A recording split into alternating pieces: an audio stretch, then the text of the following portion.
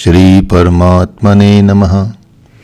सिद्ध सिद्धांत पद्धति की संक्षिप्त विषय वस्तु यहाँ प्रस्तुत की जा रही है ताकि आप समझ जाएं कि सिद्ध सिद्धांत पद्धति में आप क्या क्या अध्ययन करेंगे। इससे पूर्व के ऑडियो में आपने समझा कि इसका प्रवेश कैसे है, इस पुस्तक में प्रवेश कैसे करना है, साथ ही नाथ पंथियों का सूक्ष्म परिचय भी आपने समझा, जिससे एक आधार आपका तैयार हुआ।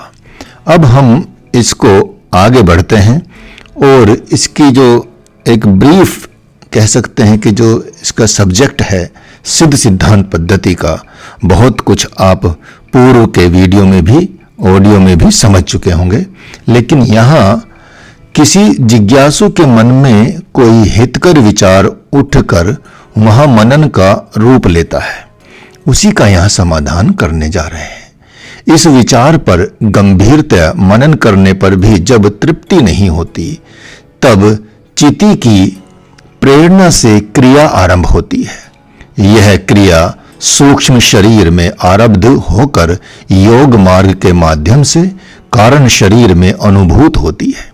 यही योगी की योग अवस्था है। इस अवस्था में पिंड एवं ब्रह्मांड, बिंदु एवं सिंधु तथा अंश एवं अंशी के रहस्य का ज्ञान होता है। स्थूल और सूक्ष्म इससे भी आगे की स्थिति का अनुभव होता है। ये सभी अनुभव के माध्यम से महायोग पर्यंत के साधना पथ की रहस्यमयी अनुभूतियां हैं, जो मन से भी अतीत विषय हैं।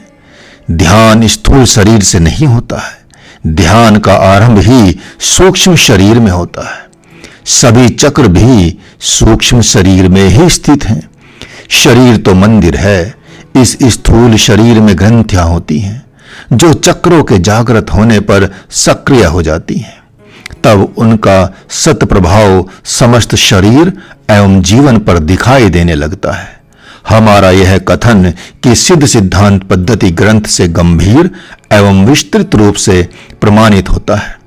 सिद्ध सिद्धांत पद्धति का अर्थ है प्रत्यक्षानुभूत सत्य के निश्चित मत का सूक्ष्म मार्ग।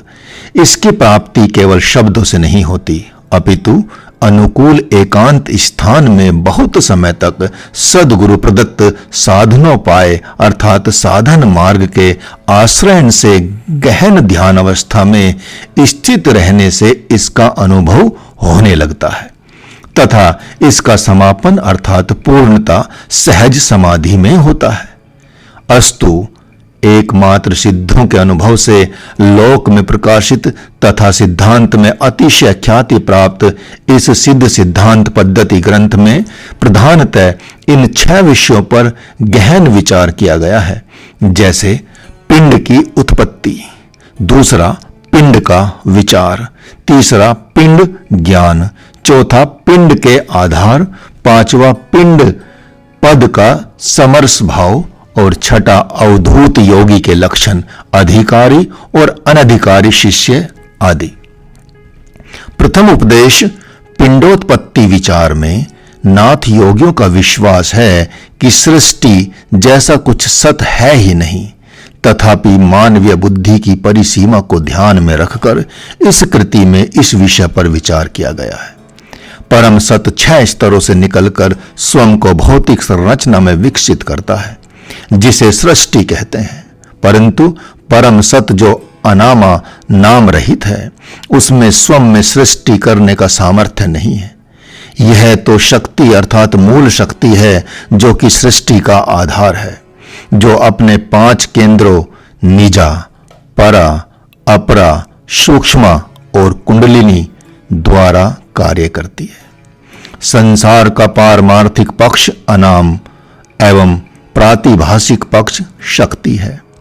दोनों ही परस्पर सहायता के बिना सृष्टि करने में असमर्थ हैं। यह अनामा, जिसे परम पद के रूप में भी जाना जाता है, सर्वदा पूर्ण रहती है, भले ही इसकी सहायता से सृष्टि होती है। दूसरे शब्दों में अनामा असीम है, अतः यह असीम में से असीम को निकालने जैसा है, जिसका प्रतिफल भी असीम ही है। पूर्णस्य पूर्णमादाय पूर्णमेवावशिष्यते। ये सभी 6 पिंड या देह जिनके माध्यम से अनामा अपना विकास करती है, पंचभूतात्मक है एवं प्रत्येक 5 गुण वाले हैं।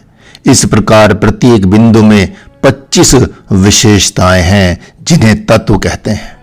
जिन स्तरों से व्यक्ति को गुजरना पड़ता है वे हैं परा, अनादि, आदि, महासाकार, प्रकृति एवं पिंड। गर्भपिंड, भौतिक शरीर जिससे हम परिचित हैं का अंतिम स्तर गर्भपिंड है।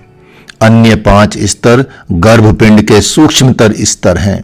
इन सभी स्तरों का वर्णन है एवं माता के गर्भाशय में गर्भ के विकास के क्रमिक स्तरों को भी बताया गया है। मानव शरीर में भी 5 अवस्थाएं होती हैं और इसे जीव कहा जाता है।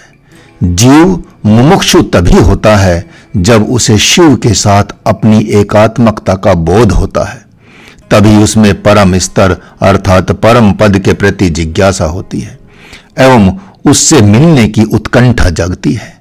जीव को अपने स्रोत्र का एवं स्वरूप का ज्ञान होना ही चाहिए। इस विचारधारा के अनुरूप गोरखनाथ वर्णन करते हैं कि किस प्रकार 6 पिंड बनते हैं तथा जीव अस्तित्व में आता है तथा शिव का क्या स्वरूप है। महासाकार पिंड शिव हैं एवं शिव से ही भैरव, श्रीकंठ, सदाशिव, ईश्वर, रुद्र, विष्णु तथा ब्रह्मा उत्पन्न होते हैं। ये सम्मिलित रूप से मूर्तिमती सत्ताओं या मूर्त्यष्टक के रूप में जाने जाते हैं। शिव के अंतिम अभिव्यक्ति रूप ब्रह्मा के अवलोकन से सम्मिलन होता है जिससे गर्भपिंड में जीव की उत्पत्ति होती है। इस प्रकार हम शिव से जीव तक आते हैं जिसके 8 स्तर हैं। अतः नाथ योगियों का यह सिद्धांत है कि यदि जीव चाहे तो मानव रूप में जन्म लेने से मुक्त होकर शिव स्वरूप परम पद प्राप्त कर सकता है। इस उपदेश अर्थात अध्याय में यथा प्रसंग मानव के स्थूल और सूक्ष्म शरीर का भी यथा विधि वर्णन है। वाणी के 5 रूपों परा, पश्यंती, मध्यमा, वैखरी और मात्रका का, चंद्रमा की 17 कलाओं का, सूर्य की 12 कलाओं का, नाड़ियों के 10 द्वारों का, 10 वायुओं का भी वर्णन है। अंत में गर्भोत्पत्ति का भी विस्तृत वर्णन है। दूसरा उपदेश है पिंड विचार। इस अध्याय उपदेश में पिंड पर विचार करते हुए यह प्रतिज्ञा वाक्य कहा गया है कि नव चक्रम कलाधारम त्रिलक्ष्यम व्योपपंचिकम सम्यगे तत्र जानाति स योगी नामधारकः। जो योगी शरीरस्थ 9 चक्र, 16 आधार, 3 लक्ष्य अर्थात ध्यान केंद्र तथा 5 व्योम को भली भांति नहीं जानता वह केवल योगी नामधारक है, उसको योग तत्ववेत्ता नहीं कह सकते। अतः वास्तविक योग जिज्ञासु के लिए सर्वप्रथम शरीर के आंतरिक पर्यावरण का ज्ञान अत्यावश्यक है और इसी उद्देश्य से इस अध्याय में 9 नाड़ी चक्र, 16 आधार, 3 लक्ष्य अर्थात ध्यान केंद्र तथा 5 व्योम अर्थात गगन का सर्वप्रथम उल्लेख हुआ है। जैसे 9 चक्र कौन कौन से हैं, बड़े ध्यान से समझिएगा। पहला है मूलाधार चक्र, दूसरा है स्वाधिष्ठान चक्र, तीसरा है नाभि चक्र, चौथा है अनाहत चक्र, 5वां है कंठ चक्र, 6ठा है तालु चक्र, 7वां है भ्रू चक्र, 8वां है ब्रह्मरंध्र चक्र और 9वां है आकाश चक्र। ये सभी चक्र ध्यान साधना की पृथक पृथक अवस्था में उपयोग में आते हैं। और 16 आधार क्या है? 16 आधार है पादंगुष्ठाधार, दूसरा है मूलाधार, तीसरा है गुदाधार, चौथा है मेढ्र अर्थात लिंग आधार, 5वां है उड्डयन आधार, 6ठा है नाभि आधार, 7वां है हृदय आधार, 8वां कंठ आधार और 9वां है घंटिका आधार, 10वां है तालु आधार, 11वां जिह्वाधार, 12वां भू मध्य आधार, 13वां नासिका आधार, 14वां नासा मूलक कपटाधार, 15वां ललाटाधार और 16वां ब्रह्मरंध्र आधार। इनका प्रयोजन ग्रंथ में अलग अलग स्थानों पर दिया गया है। तीन लक्ष्य कौन से हैं? योग शास्त्र में मन को स्थिर करने के लिए उपाय के रूप में इन 3 लक्ष्यों का उपयोग बताया गया है। जैसे अंतर लक्ष्य, भ्रमर गुफा अर्थात गोलाट अर्थात मस्तक का ऊपरी भाग में भ्रमर के आकार का ध्यान करना ही अंतर लक्ष्य कहलाता है।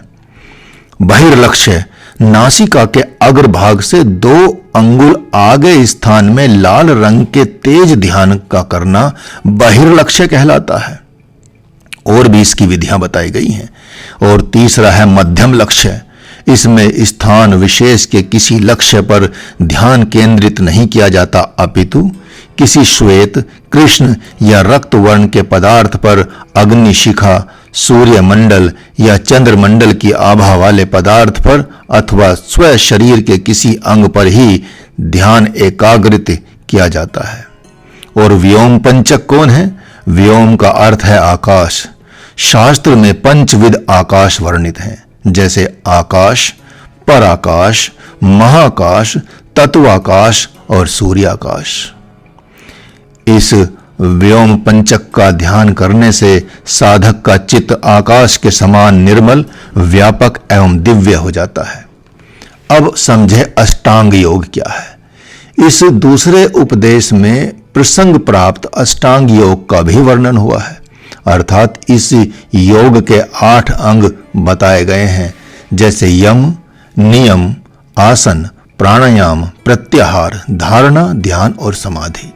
वस्तुतः इन 8 अंगों में ध्यान तक पहले के 7 अंग समाधि साधना हेतु उपयोग में लाए जाते हैं। अतः इनमें समाधि ही प्रधान है। अस्तु इनमें यम का अर्थ है इंद्रिय आदि को वश में रखकर चित्त का उपशम प्राप्त करना। दूसरा है नियम, मन के क्रियाकलाप पर निग्रह करते हुए संतोष धारण करना। तीसरा है आसन, स्वस्वरूप में चेतना का स्थापन, समासनता संस्थिति करना। चौथा है प्राणायाम, शरीरस्थ नाड़ियों में प्राण के प्रवाह को स्थिर रखना। इसके 4 भेद हैं, रेचक, पूरक, कुंभक और प्राण अपान का मेलन। प्रत्याहार, चेतन आत्मा के इंद्रिय रूप अश्वों को विषय से लौटाना। और धारणा, शरीर में सर्वत्र एक ही निज तत्व आत्मा व्याप्त है ऐसी भावना करना। और ध्यान, सर्वत्र नाम रूपातीत अद्वैत परमात्मा ही व्याप्त है ऐसी भावना चिंतन करना। और समाधि का मतलब होता है समस्त तत्वों की समावस्थागत सहज स्वाभाविक स्थिति। यही राजयोग की पराकाष्ठा अर्थात अंतिम सीमा है। तीसरा उपदेश है पिंड ज्ञान, पिंड विचारांतरण और पिंड विचारांतर तत्फल स्वरूप पिंड ज्ञान का उपदेश किया गया है। यद्यपि इस आध्यात्मिक प्रसंग में रस, रक्त, मांस निर्मित अतएव प्रत्यक्ष दृष्ट व्यष्टि शरीर का निरूपण असंगत ही प्रतीत होता है, तथापि इस शरीर में चराचर समस्त ब्रह्मांड व्याप्त है। अतः पिंड में व्याप्त समस्त ब्रह्मांड ही परिचय प्राप्ति ही इस निरूपण का फल है। यह अध्याय पिंड के साथ ब्रह्मांड की एक रूपता दिखाता है, अर्थात जो कुछ बाह्य जगत में है वह सब मानव शरीर में भी है। अतः 7 अधोलोक अर्थात पाताल सुषुम्ना के मूल स्थान से नीचे हैं और 21 लोक शरीर के ऊर्ध्व स्थान में है। शिव का स्थान तालु द्वार अर्थात काकल में है। लंबिका, मूल, श्रृंगार, त्रिकूट आदि सब का इस अध्याय में वर्णित है और इसमें गोलाट या कोलाट का वर्णन है। 9 खंड भारत, कश्मीर आदि 9 इंद्रिय मार्गों में है। 7 द्वीप, 8 पर्वत, 7 नदियां, 7 समुद्र, 7 ग्रह, देवगण, सिद्धगण, सूर्य एवं चंद्रमा दोनों आंखें, मेघ अर्थात आंसू, लताएं, पादप इत्यादि सभी मानव शरीर में विभिन्न रूप में रहते हैं। श्री गोरखनाथ जी कहते हैं कि हमारा सुख ही स्वर्ग और दुख ही नरक है। हमारा कर्म हमें संसार से बांधे रखता है, जिसके न होने पर हम मुक्ति प्राप्त कर सकते हैं। और जब किसी साधक के मन पर किसी इंद्रिय संवेदन की छाया नहीं पड़ती, केवल तभी वह शिव के साथ संयुक्त हो सकता है। ऐसा साधक सोते जागते सर्वदा स्वचेतना में रहता है। ऐसे साधक को ही, जिसने स्वयं के साथ विश्व की एक रूपता का साक्षात्कार कर लिया है, मुक्ति एवं शांति प्राप्त होती है। इसके अतिरिक्त परमात्मा प्रत्येक जीवात्मा में अभिव्यक्त है। इस प्रकार शरीर अर्थात पिंड का ज्ञान प्राप्त होता है। चतुर्थ उपदेश अर्थात चौथा उपदेश पिंड आधार। चतुर्थ उपदेश में पिंड अर्थात शरीर की अवलंब शक्ति अर्थात आधार का वर्णन है। यह शक्ति सर्वव्यापक है। यही प्रलय काल में शिव स्वरूप भी है। यह शक्ति कुल भी है, अकुल भी। और यह शक्ति कुल शक्ति अनहत्व रूप है तथा अकुल अव्यक्त रूप है। कुल कार्य है और अकुल कारण अर्थात निमित्त है। जब शक्ति अविक्षुब्ध अर्थात शांत रहती है, तब वह शिव या अकुल ही रहती है। व्यक्त अर्थात कुल रूप में शक्ति पंचविध होती है, जैसे परा, सत्ता, अहंता, स्फुरता, कला। इन 5 रूपों में वह समस्त विश्व का आधार आश्रय बनती है। अकुल शक्ति इस अर्थ में अनुपम है कि वह कुल का रूप लेकर व्यवहार या कार्य में उतरती है, परंतु शक्ति के बिना शिव सृष्टि में असमर्थ है। शिवो अपि शक्ति रहित, यह श्लोक वामकेश्वर तंत्र से लिया गया है। शिव से हम शक्ति तक आते हैं, जो स्वयं को विभिन्न रूपों में व्यक्त करती है और पुनः शिव में विश्राम करती है। विशेष रूप से बात की जाए तो मत्स्येंद्रनाथ कृत कौल ज्ञान निर्णय के 2वें अध्याय में वर्णित है कि प्रलय के समय शक्ति शिव में विलीन हो जाती है, जबकि स्वयं शिव भी क्रियाशील में विलीन हो जाते हैं। शक्ति के दोनों पक्ष क्रिया और इच्छा अर्थात ज्ञान शक्ति में विलीन हो जाते हैं। इस दशा में केवल परम शिव पर शिव ही रहते हैं। विश्व का अस्तित्व नहीं रह जाता। ध्यातव्य है कि यह सृष्टि का विपर्यय है, जिसका वर्णन सिद्ध सिद्धांत पद्धति ग्रंथ के प्रथम उपदेश में किया गया है। यह परम पद क्या है और शिव कौन है? जिस परम पद का अनामा के रूप में ग्रंथ के प्रथम उपदेश में वर्णन किया गया था, उनमें कारण भाव नहीं रहता, परंतु शिव जो अकुल हैं, उनमें कारण भाव निहित है। अतः उनका कुल के रूप में व्यक्त होना संभव होता है। परम पद अर्थात अनाम और शिव अकुल में यही अंतर है। ललित स्वच्छंद ग्रंथ से एक उद्धरण है कि अकुलम कुल माधत्ते कुलम चाकुल मिच्छति जल बुद्धत्वत्यादेकाकार परम शिव। अकुल और कुल दोनों वस्तुतः एक ही है। अतः अभिव्यक्ति के बाद कुल का अकुल में लय हो जाता है। कुल जड़ एवं गतिशील अर्थात अप्रबुद्ध एवं प्रबुद्ध दोनों ही है। शरीर की आधार शक्ति को रूप कुंडलिनी कहा गया है। वह या तो अप्रबुद्ध अवस्था में कुंडली बांधकर सोई रहती है या प्रबुद्ध स्थिति में जगी रहती है। वह योगी जो पिंड के परिशोधन एवं ऐस्त्रीय का लक्ष्य रखता है, कुंडलिनी को जगाता है और इस प्रकार अपने गत्यात्मक या चेतन पक्ष में शक्ति को पिंड संसिद्धि कारिणी कहा गया है। मूल शक्ति एक है, परंतु वह विभिन्न नाड़ी केंद्रों में गौण शक्ति रूपों में अभिव्यक्त होती है। इन शक्तियों को जो वस्तुतः एक ही हैं, मूलाधार हृदय के सहस्त्रार में उन्हें क्रमशः अध, मध्य एवं ऊर्ध्व शक्ति या कुंडलिनी कहा गया है। प्रथम या अध शक्ति व्यक्ति को बाह्य जगत से संलग्न रखती है। द्वितीय या मध्य शक्ति द्विविध है, एक निम्न स्तरीय या स्थूल एवं द्वितीय उच्च स्तरीय या सूक्ष्म। तृतीय ऊर्ध्व शक्ति व्यक्ति को परम पद की प्राप्ति कराती है।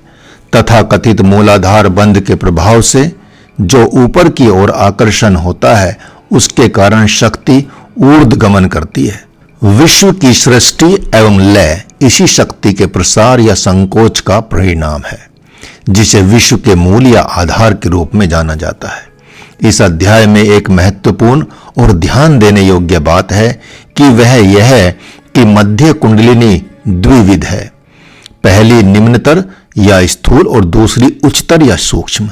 स्थूल पक्ष के संबंध में स्व प्रसार चातुर्यता कथन तंत्र परंपरा के उकार को सूचित करता है। यह उकार ज्ञान या शिव की अभिव्यक्ति या उन्मेष भाव है, क्योंकि उसके स्थूल रूप में यह विश्व का आधार है एवं साकार है। अतः इसमें स्व प्रसार चातुर्य है, अपने सूक्ष्म रूप में यह निराकार है। सिद्धगण मोक्ष प्राप्ति के लिए इसे जगाते हैं।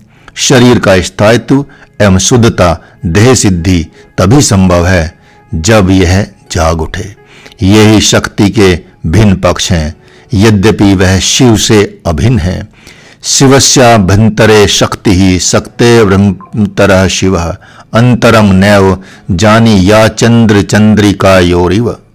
शिव और शक्ति के मध्य भेद अवास्तविक है, क्योंकि यह हमारे अज्ञान के कारण है। पंचम उपदेश समरसता। इस उपदेशों में उन उपायों का वर्णन है जिनके अवलंबन से योगी पिंड अर्थात शरीर परम सत्ता या परम पद के साथ साम्य अवस्था की प्राप्ति कर सकता है। इस साम्य अवस्था को समरस कहा गया है, किंतु इस स्थिति की प्राप्ति से पूर्व विभिन्न पिंडों का पूर्ण ज्ञान होना आवश्यक है। यह ज्ञान कैसे होता है? तर्क वितर्क से कुछ भी नहीं मिलेगा, केवल गुरु कृपा से ही आत्मज्ञान एवं परम पद प्राप्ति तथा समरसता संभव है। गुरु की कृपा से जो वर्णातीत है, साधक में वह सामर्थ्य आती है कि स्वयं द्वारा प्राप्त सिद्धियों को झटक कर निरुत्थान स्तर का साक्षात्कार हो जाता है। तब अत्यंत आह्लाद होता है, शुद्ध तथा शाश्वत आनंद का भान होता है। यही वह सर्वोच्च स्तर है जिसमें योगी जीव एवं परम पद की अद्वैत स्थिति का साक्षात्कार करता है। उस योगी को जिसे ऐसी स्थिति की आकांक्षा हो, शंख तथा मुद्रा धारण करना चाहिए एवं एकांतवास करना चाहिए, परंतु उसे इन बाह्य प्रतीकों को बहुत अधिक महत्व नहीं देना चाहिए। सामरस्य अर्थात सम्मिलन योग के बाद योगी 12 वर्ष तक साधना करता हुआ जरा एवं मृत्यु पर विजय प्राप्त कर लेता है, समस्त विषयों का ज्ञान प्राप्त कर लेता है और सभी सिद्धियां स्वतः उसके पास पहुंच जाती हैं। किंतु यह सब बिना किसी सद्गुरु की सहायता के संभव नहीं है। नाथ योगी गुरु को बहुत ऊंचा स्थान देते हैं। गुरु से महान कोई नहीं है। सद्गुरु चाहे तो तत्क्षण परम पद का दर्शन करा सकता है, जो कि साधक के लिए अन्यथा दुर्लभ है। इस उपदेश में प्रसंग प्राप्त गुरुकुल संतानों का भी वर्णन है। छठा उपदेश अर्थात षष्ठ उपदेश अवधूत की विशेषता। इस अध्याय में अवधूत योगी की विशेषताओं का वर्णन है। ऐसी विशेषताओं से युक्त योगी को ही सिद्ध माना जा सकता है। ऐसा योगी सभी बंधनों से परे होता है एवं अपने सभी इंद्रिय, मन एवं शरीर पर पूर्ण नियंत्रण रखता है। अन्य संप्रदायों के सिद्धों की अपेक्षा अवधूत योगी की तुलनात्मक श्रेष्ठता की अवधारणा को पाठकों के सम्मुख स्पष्ट करने के लिए महायोगी गोरखनाथ जी कहते हैं कि योगी स्वयं में विभिन्न पारिभाषिक नामों से जाने गए संप्रदायों के सिद्धों की उपलब्धियों को समाविष्ट करता है। केवल अवधूत योगी ही शिष्यों को नाथ योगियों के सिद्धांतों की दीक्षा दे सकता है। इस सिद्धांत में सभी दर्शनों एवं संप्रदायों के सिद्धांतों के श्रेष्ठ विचार सम्मिलित है और ऐसा ही अवधूत सद्गुरु के रूप में स्तुत्य है। विशेष रूप से देखा जाए तो सिद्ध सिद्धांत संग्रह के वाराणसी संस्करण में एक अतिरिक्त उपदेश है जो हमें सिद्ध सिद्धांत पद्धति के संस्करणों में नहीं मिलता। इस 7वें उपदेश में उन सिद्धियों का वर्णन है जिन्हें कोई योगी ही प्राप्त कर सकता है, परंतु वे सब सिद्धियां परम पद की प्राप्ति में कोई महत्व नहीं रखती। ग्रंथ के निष्कर्ष रूप में गुरु गोरखनाथ कहते हैं, संख्या वैष्णव वैदिका विधि पराः संन्यासित तापसः सौरा वीर पराः प्रपंच निरता बौद्धा जिन श्रावका एते कष्टरता वृथा पथगता सत्व तत्वो वंचितः वस्तत्तस्मात् सिद्धमतम स्वभाव समयम धीरः सदा संश्रयत। इस तरह से सांख्य मतावलंबी वैष्णव, वैदिक आचार विचार में प्रवृत्त रहने वाले सन्यासी, तपस्वी, सूर्योपासक, वीर शैव, गृहस्थ आश्रम वाले, प्रपंचरत साधक, बौद्ध और जैन मत के उपासक, ये सभी दार्शनिक साधक स्वयं वेद्य परमात्म तत्व से वंचित होते हुए सांसारिक मोह प्रपंच में ही प्रवृत्त रहते हैं। अतः योग साधक को सिद्ध सिद्धांत का ही सदा अनुगमन करना चाहिए।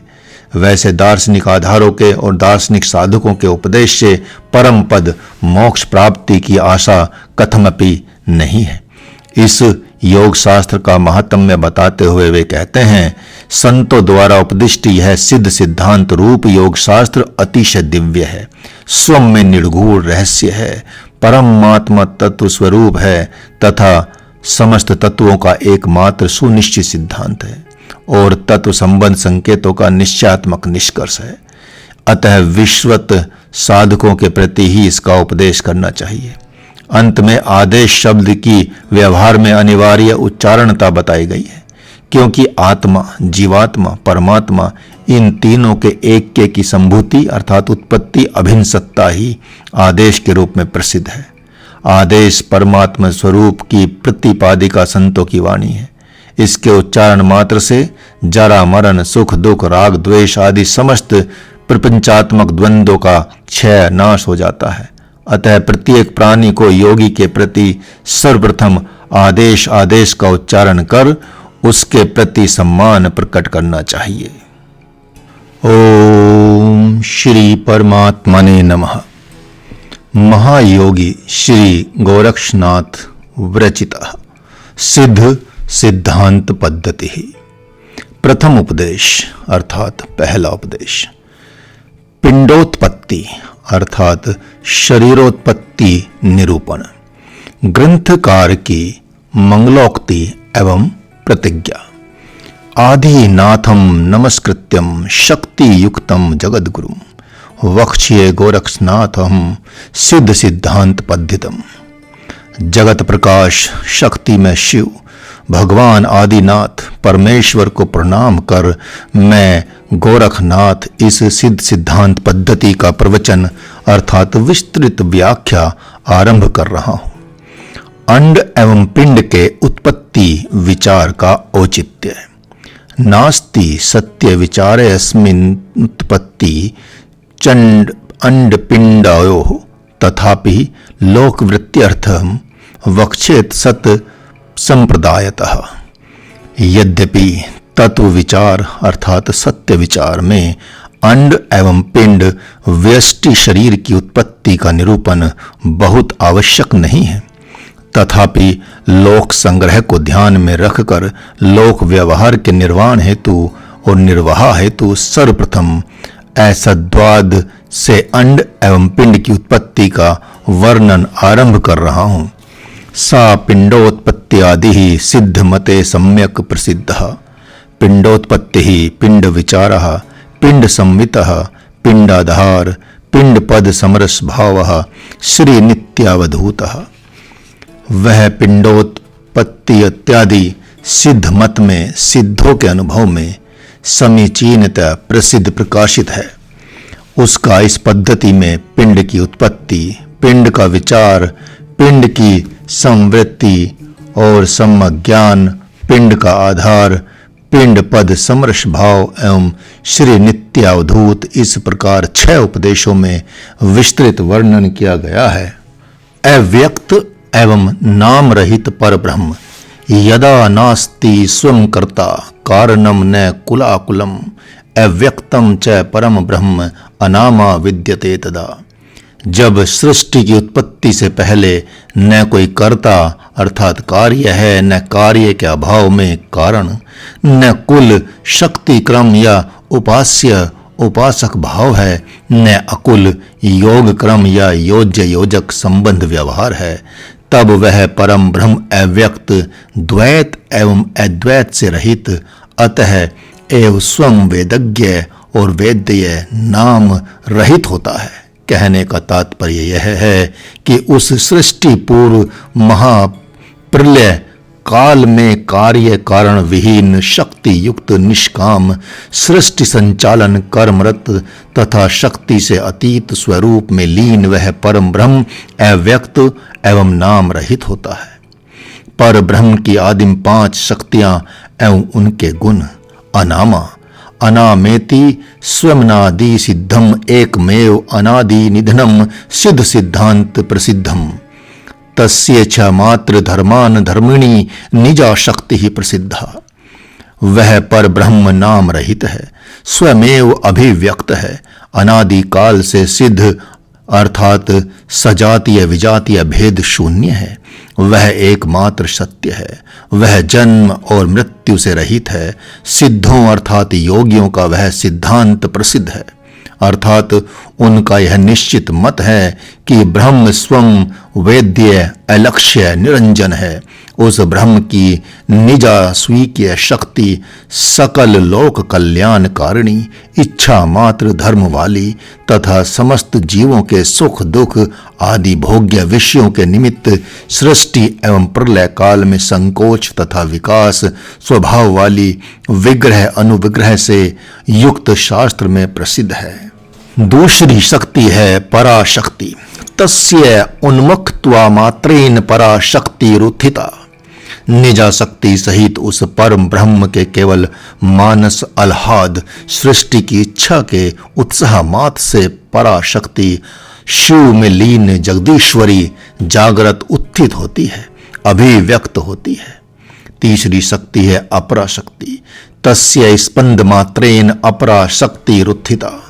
उस परम शिव ब्रह्म में अधिष्ठित पराशक्ति के स्वाभिव्यक्त पर ब्रह्म में स्पंदन स्फुरन कंपन मात्र से क्रिया प्रधान अपरा शक्ति समुत्थित अर्थात जागृत होती है। यह शक्ति सृष्टि कर्म में परमेश्वर की सहायक होती है।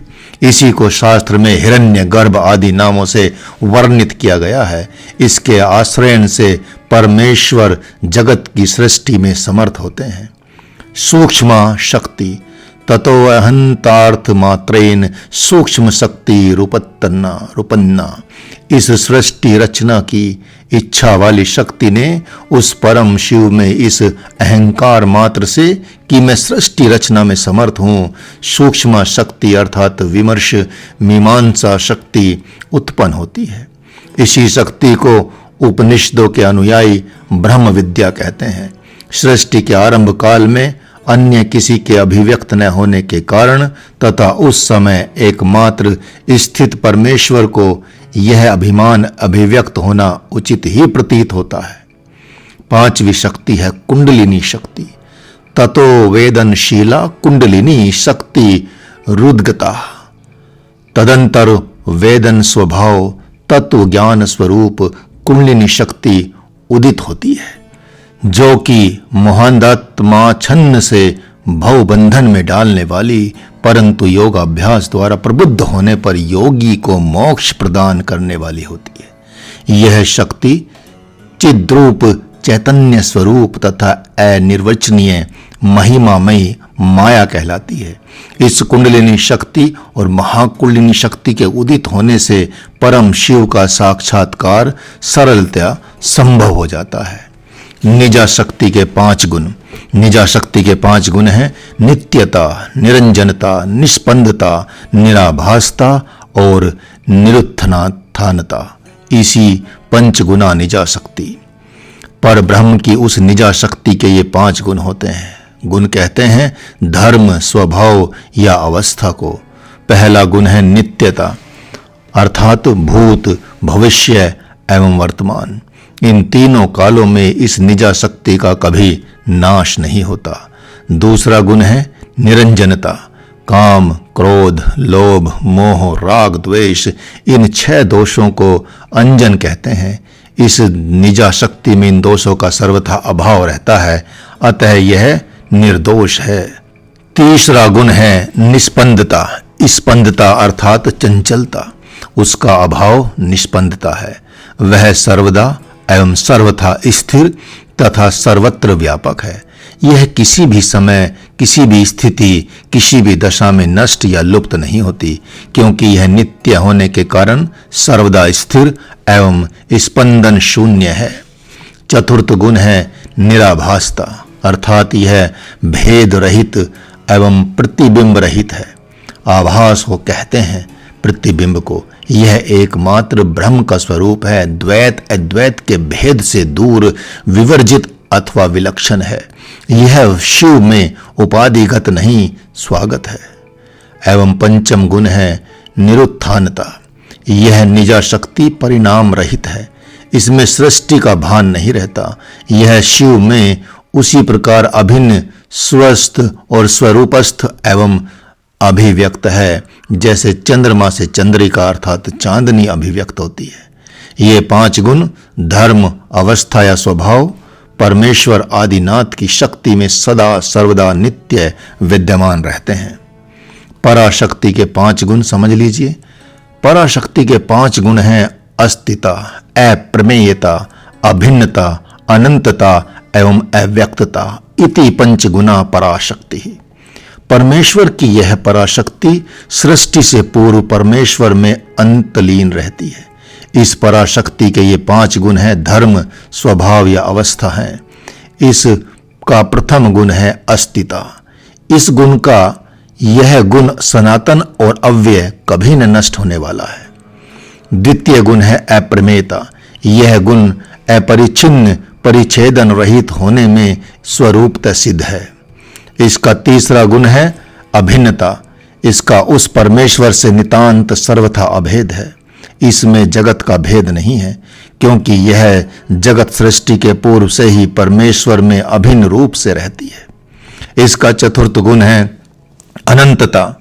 यह ध्वंसा भाव तथा प्राग भाव से सर्वथा अतीत, दूर रहने के कारण अविनाशी एवं नित्य है।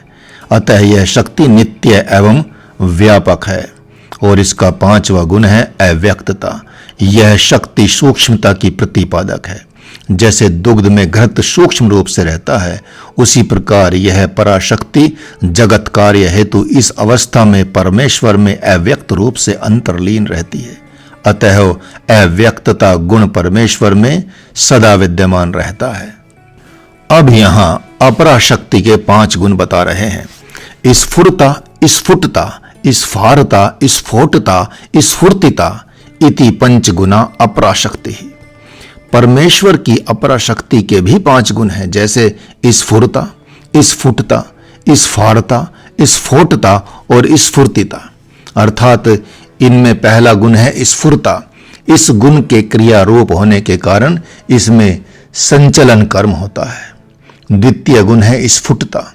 इस गुण के कारण यह शक्ति परमेश्वर के अभिव्यक्त होने, प्रकाशित होने तथा ज्योतिर्मय होने के लिए एक माध्यम है। तीसरा गुण है स्फारता। शक्ति का यह गुण परमेश्वर की क्रिया शक्ति के संचालन एवं संयमन में सहायक होता है। चतुर्थ गुण है स्फोटता। अपराशक्ति का यह गुण परमेश्वर की रूपाभिव्यक्ति तथा उसके कर्तव्य धर्म का प्रकाशन और प्राकट्य में सहायक होता है। 5वां गुण है स्फूर्तिता।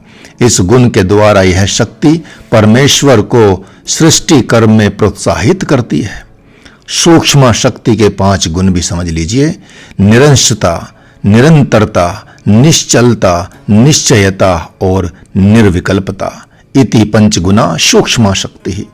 परमेश्वर की सूक्ष्म शक्ति के जिसको विद्या रूप विमर्श शक्ति भी कहते हैं 5 गुण हैं, जैसे निरंशता, निरंतरता, निश्चलता, निश्चयता, निर्विकल्पता। इसके प्रथम गुण निरंशता के कारण परमेश्वर में अहम या त्वम के व्यवहार का अभाव रहता है। इसमें कारण यह है कि सृष्टि से पूर्व इसका निरंशता गुण सूक्ष्म रूप से अहम के रूप में अंतर्लीन रहता है तथा सृष्टि के बाद मैं बहुत हो जाऊं के रूप में यह व्यवहार में अभिव्यक्त होता है।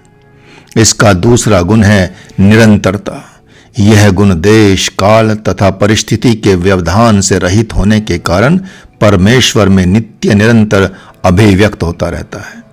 तीसरा गुण निश्चलता के कारण परमेश्वर अच्युत हैं तथा उसमें वह गुण सभी रूपों से अभिव्यक्त होकर व्याप्त है। चौथा गुण है निश्चयता, जो कि सत की अभिव्यंजना है। संशय, भ्रम, सुख, दुख आदि द्वंद्व दोषों से रहित सत चित आनंद स्वरूप बोध की योग ज्ञान में शक्ति है निश्चयता। पंचम गुण है निर्विकल्पता, जो परमेश्वर में सृष्टि से पूर्व सृष्टि रचना की इच्छा की संकल्प शक्ति के रूप में विशेष्य रहित स्वाभिव्यक्त है। कुंडलिनी शक्ति के 5 गुण भी समझ लेंगे। कुंडलिनी शक्ति के 5 गुण हैं पूर्णता, प्रतिबिंबता, प्रबलता, प्रोच्चलता, प्रत्यंमुखता इति कुंडलिनी शक्ति। यहां पर कुंडलिनी शक्ति का परमेश्वर में नित्य सचिदानंद स्वरूप होने से पूर्ण है, अखंड है, अनंत है तथा शाश्वत एवं एक रस है। इसका प्रथम गुण है पूर्णता। यह सर्वत्र व्यापक, अपरिच्छिन्न एवं नित्य है। इसकी शब्दार्थ गति परिणति ही इसकी प्रतिबिंबता है। यही इसका द्वितीय गुण है। योगी द्वारा नव चक्र आदि भेदन पूर्वक इसका प्रबोधन जागरण होने पर यह महाशक्ति ज्योति के रूप में उसके शरीर में प्रतिबिंबित हो जाती है। योगी के शरीर का तेजोमय रूप में प्रद्योतित होना ही कुंडलिनी की प्रतिबिंबता है। इस कुंडलिनी का तृतीय गुण है प्रबलता। यह गुण उस योगी की महाशक्ति संपन्नता सिद्ध करता है। इसका चतुर्थ गुण प्रोच्चलता है। यह नित्य वर्धमान है। सुप्ताकार में जागृति प्रबोधन रूप में नित्य निरंतर अभिव्यक्त होती रहती है। यह परमेश्वर में सायुज्य का लाभ देती हुई ऊर्ध्वमुखी रहती है। इसका पंचम गुण है प्रत्यंमुखता। सृष्टि रचना में नित्य तत्परता और सृष्टि कर्म संपादन की समस्त सामग्री की परिपूर्णता ही प्रत्यंमुखता है। पर पिंडोत्पत्ति एवं शक्तित्वे पंच गुण योगात पर पिंडोत्पत्ति। इस प्रकार शक्ति तत्व में निजा, परा, अपरा, सूक्ष्म एवं कुंडलिनी इन प्रत्येक शक्ति के 5 गुण, धर्म अथवा अवस्थाएं अर्थात 25 गुणों में पर पिंड सगुण साकार परमेश्वर के पिंड की उत्पत्ति प्रकट एवं आविर्भूत होती है। पर पिंड में व्याप्त परमेश्वर सर्वज्ञ, चेतन, कूटस्थ, असंग, सत्य स्वरूप में जगत सृष्टि उसके पालन तथा संहार हेतु अभिव्यक्त एवं प्रकट हैं। यहां उत्पत्ति का अर्थ है आविर्भाव। जो उत्पत्ति धर्म होता है वह नाशवान होता है, परंतु पर पिंड की उत्पत्ति नाशवान नहीं है। यह लय को प्राप्त हो जाता है।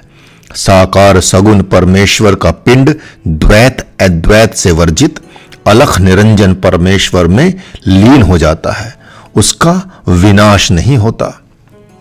निजा, परा, अपरा, सूक्ष्म कुंडलिन्यासु पंचधा शक्ति चक्र मेनोत्थो जातः पिंड परः शिवः। निजा, परा, अपरा, सूक्ष्म और कुंडलिनी इन 5 शक्तियों में शक्ति चक्र क्रमशः द्वारा सदा शिव प्रकट होते हैं। प्रत्येक शक्ति के विकास से प्रत्येक पिंड आविर्भूत होता है। इन 5 पिंडों के अधिष्ठाता के रूप में 5 देव होते हैं। यही शक्ति चक्र क्रम है। शक्ति चक्र त्रिकोण में बिंदु रहता है। बिंदु से आशय है अविकृत कारण। आदिनाथ परमेश्वर पर ब्रह्म शिव या सदाशिव की शक्ति के विकास काल में यह शक्ति इच्छा, ज्ञान एवं क्रिया का रूप धारण करती है। इन तीनों गौरी, लक्ष्मी एवं सरस्वती रूप शक्तियों से उस सर्वव्यापक परमेश्वर शिव का आविर्भाव प्राकट्य होता है। अनादि पिंड के 5 अधिष्ठात्र देव अपरंपरम, परम पदम, शून्यम, निरंजनम, परमात्मा इति। इन 5 शक्तियों के चक्र क्रम से 5 अधिष्ठाता देव प्रकट होते हैं। इनमें अपरंपर सदाशिव निजा शक्ति के अधिष्ठाता देव हैं। परम पद परमेश्वर पराशक्ति के, शून्य रुद्र अपराशक्ति के, निरंजन अर्थात विष्णु राग द्वेष रहित ज्ञान शक्ति संपन्न सूक्ष्म शक्ति के तथा परमात्मा ब्रह्मा कुंडलिनी शक्ति के साक्षी जगत के सृष्टा हैं। इन 5 देवों के पृथक पृथक कार्य अपरंपरात स्फुरता मात्र उत्पन्नम परम पदाद भावना मात्र मुत्पन्नम शून्यात स्वसत्ता मात्र मुत्पन्नम निरंजनात् स्व साक्षरात् मात्र मुत्पन्नम और परमात्मनः परमात्मोत्पन्न। अपरंपरम सदाशिव से यह केवल स्फुरता अर्थात उत्साह, परम पद परमेश्वर से केवल भावना, समालोच्य क्रिया सामान्य ज्ञान, शून्य से स्वतता मात्र, निरंजन से केवल स्व साक्षात्कार अर्थात अहंकार और परमात्मा ब्रह्मा से सृष्टि उत्पादन हेतु उपयुक्त समष्टि पिंड उत्पन्न होता है। यह समष्टि पिंड हमारे व्यष्टि पिंडों की अपेक्षा उत्कृष्ट है, अतः इसको परमात्मा कहा गया है। अपरंपर के 5 गुण होते हैं अंकलत्वम, अनुपमत्वम, अनुपमत्वम, अपारत्वम, अमूर्तत्वम, अनुदयत्वम इति पंचगुणम अपरंपरम। अपरंपरम सदाशिव के 5 गुण हैं। जैसे प्रथम गुण है अंकलत्व, दोष शून्य अर्थात राग द्वेष का अभाव। द्वितीय गुण है अनुपमत्व, सजातीय रहित अद्वितीय सत्ता मात्र। तीसरा गुण है अपारत्व, असीमत्व अनंतता। और चतुर्थ गुण है अमूर्तत्व, परिच्छेदरात्य है अर्थात अमापकत्व। पंचम गुण है अनुदयत्व, प्राग प्रभाव शून्यता, क्योंकि यह उत्पत्ति से दूर है, सर्वव्यापक, अकाल तथा सनातन अर्थात शाश्वत है। परम पद के भी 5 गुण हैं निष्कलत्वम, अनुतरत्वम, अचलत्वम, असंगत्वम, अनाधारत्वम इति पंचगुणम परम पदम। परम पद परमेश्वर निष्कल, अवयव रहित, अणु से भी अणु अर्थात सूक्ष्मतर, अचल अर्थात व्यापक, असंख्य अद्वय तथा अनाधार आधार रहित इन 5 गुणों से युक्त है। शून्य के 5 गुण हैं लीनता, पूर्णता, उन्मनी, लोलता, मूर्छा इति पंचगुण शून्यम। शून्य रुद्र के 5 गुण हैं। प्रथम गुण है लीनता अर्थात अव्यक्त अवस्था। द्वितीय गुण है पूर्णता अर्थात सर्वत्र व्यापकता, अखंडता। तृतीय गुण उन्मनी, सहज स्वरूप में प्रतिष्ठा। चतुर्थ गुण है लोलता, संहार आदि कार्यों में तरलता। तथा पंचम गुण है मूर्छा अर्थात महाप्रलय में एक रसात्मक भाव प्राप्ति अर्थात विलीनता। इसी तरह से निरंजन के 5 गुण हैं सत्यत्वम, सहजत्वम, समरसत्वम, साधनात्वम, सर्वगतत्वम इति पंचगुणहम निरंजनम। निरंजन भी 5 गुणों से युक्त होता है, जैसे सत्यत्व, सहजत्व, समरसता, सावधानता और सर्वगतता। परमात्मा के 5 गुण क्या हैं? अक्षयत्वम, अभेद्यत्वम, अच्छेद्यत्वम, अविनाशित्वम, अदाव्यत्वम इति पंचगुण परमात्मा।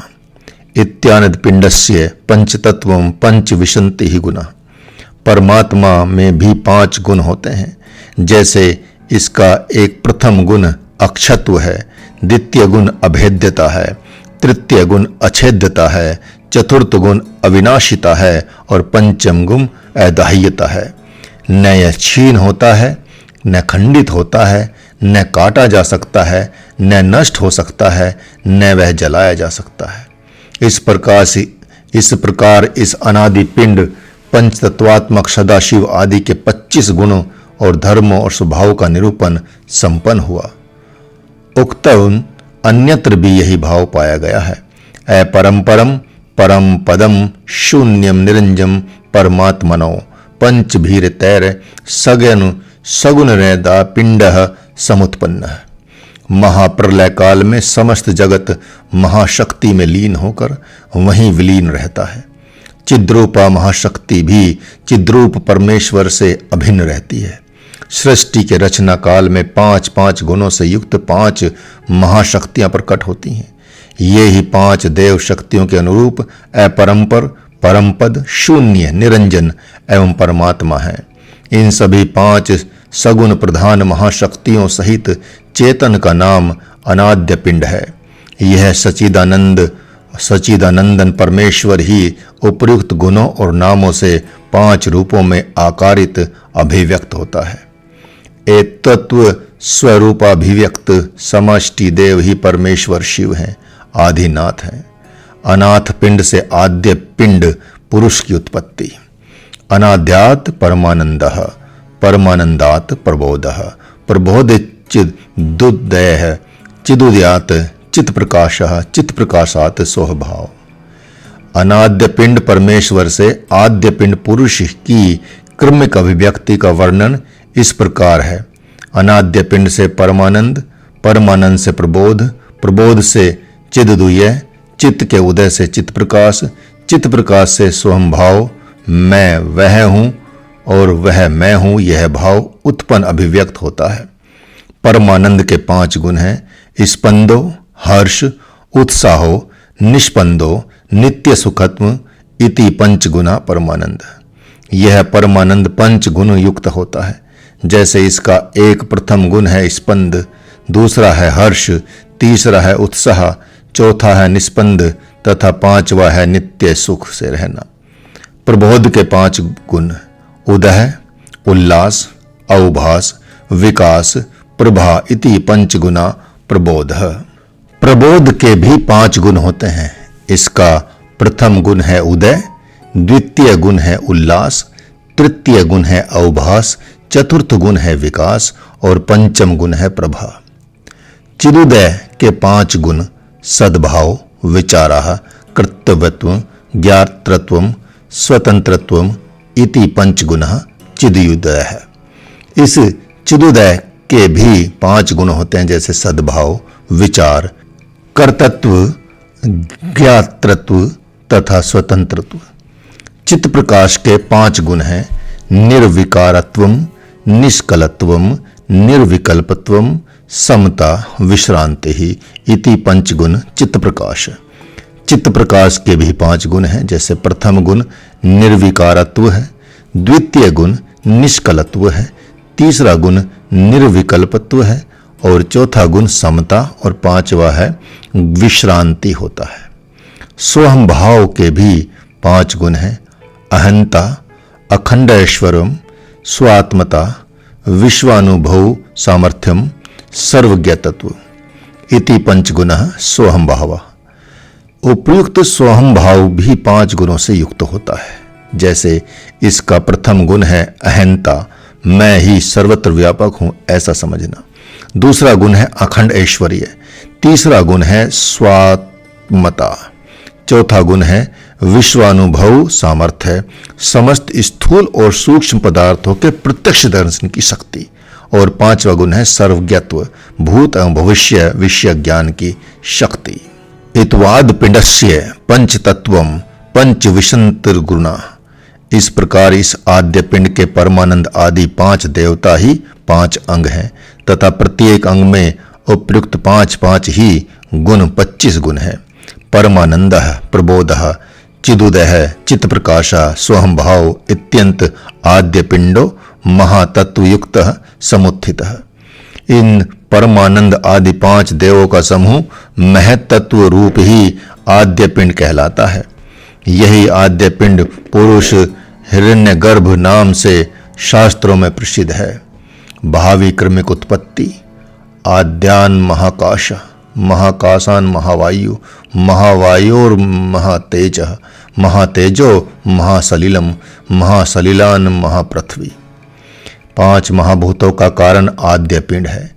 उससे महाकाश उत्पन्न होता है, महाकाश से महावायु उत्पन्न होती है, महावायु से महातेज उत्पन्न होता है, महातेज से महासलिल जल उत्पन्न होता है और महासलिल से महापृथ्वी उत्पन्न होती है।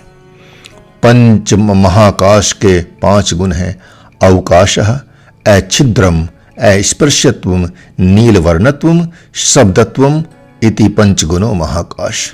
आकाश के 5 गुण प्रसिद्ध हैं। जैसे आकाश का प्रथम गुण है अवकाश, शून्य, रिक्त, खाली। शून्य खाली होने से यह समस्त पदार्थों का आश्रय है।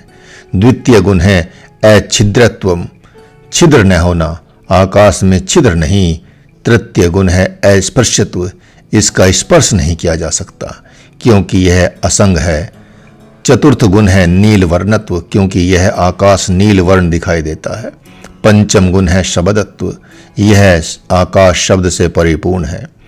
महावायु के 5 गुण हैं संचारः, संचालनम, स्पर्शनम, शोषणम, धूम्रवर्तत्व इति 5 गुणों महावायु। महावायु के 5 गुण होते हैं। इसका प्रथम गुण है संचार, वायु चलन क्रिया युक्त होती है। द्वितीय गुण है संचालन, स्वयं चलन प्रकृति के होने से यह दूसरों को भी चलाती रहती है। तीसरा गुण है स्पर्श, यह समस्त पदार्थों का स्पर्श करती रहती है। चौथा गुण है शोषण, यह जलादि युक्त पदार्थों को सुखाती है। और 5वां गुण है धूम्रवर्णत्व, वायु धुएं के रंग की होती है। महातेज के 5 गुण हैं दाहकत्वम, पाचकत्वम, उष्णत्वम, प्रकाशत्वम, रक्तवर्णत्वम इति 5 गुणः महातेज। महातेज भी 5 गुणों से युक्त है। इसका प्रथम गुण है दाहकत्वम, यह पृथ्वी एवं जल में अपना दाहकत्व गुण पहुंचाकर उनको जलाता रहता है। इसका द्वितीय गुण है पाचकत्व, यह जठर, उदर आदि में भोजन सामग्री को पचाता है। तीसरा गुण है उष्णत्व, यह पदार्थों में उष्णता, गर्मी उत्पन्न करता है। इसका चतुर्थ गुण है प्रकाश, यह सब पदार्थों को प्रकाशित अर्थात प्रत्यक्ष करता है। इसका पंचम गुण है रक्त वर्णत्व, यह महातेज लाल रक्त वर्ण का होता है। और जल के भी 5 गुण पाए जाते हैं, जैसे महाप्रवाह, आप्यनयम, द्रव्य, रस, श्वेत वर्णत्व इति 5 गुण सलिलम। जल के भी 5 गुण हैं। इसका प्रथम गुण है महाप्रवाह, यह निरंतर बहता रहता है। द्वितीय गुण है आप्यायन, यह उमड़ता बाढ़ जैसा बढ़कर फैलता रहता है। तृतीय गुण है द्रव्य, यह तरल होकर बहता रहता है। चतुर्थ गुण है रस, यह स्वभावतः मधुर और स्वाद लेने योग्य होता है। तथा पंचम गुण है श्वेत वर्णत्व, यह स्वभावतः श्वेत रंग का होता है क्योंकि निर्मल रहना इसका स्वभाव है। महापृथ्वी के 5 गुण स्थूलता, नानाकारता, काठिन्यम, गंध, पीत वर्णत्व इति 5 गुना महापृथ्वी। महापृथ्वी के भी 5 गुण हैं। इसका प्रथम गुण है स्थूलता, स्थूल, मोटा, घना होना। इसका द्वितीय गुण है नानाकारता, पर्वत, वृक्ष, लता आदि सम विषम रूप धारण करना इसका प्राकृतिक गुण है। तीसरा गुण है काठिन्य, यह कठिन, कठोर, खर, कड़ी होता है। चतुर्थ गुण है गंध, इसमें गंध वास होती है, इसीलिए कुछ अन्य शास्त्रकारों ने इसका नाम गंधवती ही रख दिया है। इसका पंचम गुण है पीत वर्णत्व, इसका वर्ण रंग पीला होता है। इति महासाकार पिंडस्य पंचतत्वत्म पंच विसंतिर्गुणाः। ये चिद अचिद विशिष्ट महासाकार पिंड पंचभूतात्मक समष्टि रूप पिंड के आकाश आदि 5 रूप तथा अंग कहे गए हैं। प्रत्येक अंग के 5 गुण हैं। इस प्रकार महासाकार पिंड के पंच तत्व के रूप में 25 गुण हैं, अर्थात यह महासाकार पिंड पंच तत्वात्मक और 25 गुणों से युक्त है। महासाकार पिंड की 8 मूर्ति अर्थात आकार। स एव शिवः शिवाद भैरवः भैरवात् श्रीकंठः श्रीकंठात् सदाशिवः सदाशिवाद ईश्वरः ईश्वराद रुद्रः रुद्राद विष्णुः विष्णोर्ब्रह्मा इति महासाकार पिंडस्य मूर्तष्टकम्। पंचमुख शिव स्वरूप यह महासाकार पिंड 8 मूर्ति आकार वाला है। वह शिव नाम से प्रसिद्ध है। इस शिव से भैरव, भैरव से श्रीकंठ, श्रीकंठ से सदाशिव, सदाशिव से ईश्वर, ईश्वर से रुद्र, रुद्र से विष्णु और विष्णु से ब्रह्मा अभिव्यक्त आविर्भूत होता है। इन 8 के द्वारा ही सृष्टि का सर्जन पालन एवं संहार कार्य संपन्न होता है। ये आठों ही संसार सागर में डूबते उतारते प्राणियों को बंधन मुक्त कर इस सागर से पार करते हैं। अतएव समस्त मोक्ष कांक्षियों के लिए स्व अभिष्ट पूर्ति हेतु ये उपयुक्त आठों देव ही उपासनीय एवं पूजनीय माने गए हैं। इस प्रकार महासाकार पिंड शिव के 8 रूपों मूर्तियों की अभिव्यक्ति वर्णन संपन्न हुई। प्रकृति पिंड नर नारी की उत्पत्ति। तदत्त ब्रह्मण सकाश दव लोकेन नेन नर नारी रूप प्रकृति पिंड समुत्पन्न। अब नर नारी रूप प्रकृति पिंड की सृष्टि का वर्णन आरंभ करते हैं। सर्वप्रथम उस ब्रह्मा के अवलोकन ईक्षण रूप संकल्प से स्त्री युक्त पुरुष प्रकृति पिंड की समीचीनता उत्पत्ति हुई और तदंतर जरायुज आदि भौतिक शरीरों की उत्पत्ति मानी गई है। तच्च पंच पंचात्मकम शरीरम, यही प्रकृति पिंड शरीर भूमि पृथ्वी आदि 5 भूतों के 5 गुणों से युक्त होकर 5 भौतिक शरीर कहलाता है। भूमि तत्व के 5 गुण अस्थि मास त्वंग नाड़ी रोमाणी इति 5 गुणा भूमि। इस भौतिक शरीर में पृथ्वी तत्व के 5 गुण होते हैं। इसका प्रथम गुण है अस्थि हड्डी, दूसरा गुण है मांस, प्राणियों के शरीर का वह अंश जो मृदु श्लक्षण एवं रक्त वर्ण होता है तथा जो अस्थि स्नायु आदि को आवृत किए रखता है, जो रस रक्त त्वचा आदि से भिन्न होता है। तृतीय गुण है त्वचा अर्थात चर्म, चतुर्थ गुण है नाड़ी अर्थात स्नायु और पंचम गुण है रोम अर्थात बाल रोएं। कहने का तात्पर्य यह है कि शरीर के रचना क्रम में पृथ्वी तत्व के गुण के रूप में अस्थि मांस त्वचा नाड़ी और रोम ही मुख्य हेतु हैं। अतः व्यवहार में इस शरीर को पार्थिव भी कहा जाता है। जल तत्व के 5 गुण लाला मूत्रम शुक्रम शोणितम स्वेदः इति 5 गुणा आपः। भौतिक शरीरस्थ जल तत्व के ये 5 गुण बताए गए हैं। जैसे इसका प्रथम गुण है लाला, मुख का द्रव्य पदार्थ लार। द्वितीय गुण है मूत्र, तृतीय गुण है शुक्र अर्थात वीर्य, चतुर्थ गुण है शोणित रक्त अर्थात पंचम गुण है स्वेद पसीना।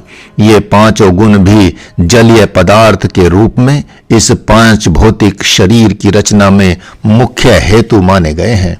अब तेजस्व के गुण बताते हैं।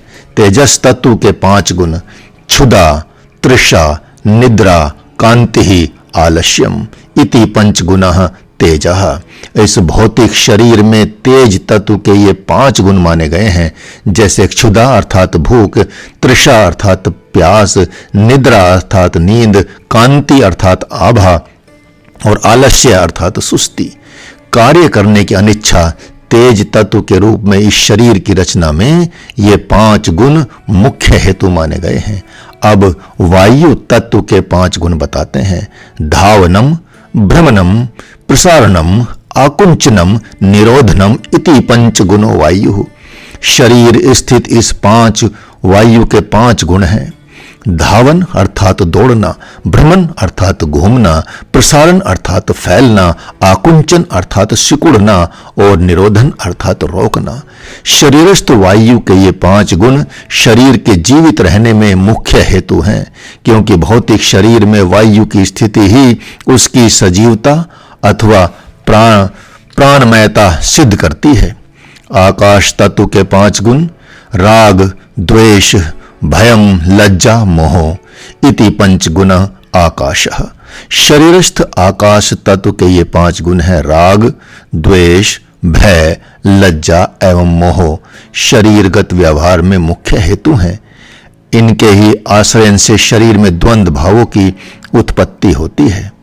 विशेष रूप से देखा जाए तो यद्यपि ये राग द्वेष आदि अंतःकरण के धर्म हैं, तथापि इनके वास स्थान हृदयाकाश का भूताकाश से भेद नहीं है। अतः इनकी गणना आकाश तत्व में कर दी गई है। इति 5 विशंति गुणानाम भूतानाम पिंडः। इस प्रकार प्रत्येक भूत के 5 गुण अथवा धर्मों से 25 गुणों से यह पिंड शरीर उत्पन्न हुआ है।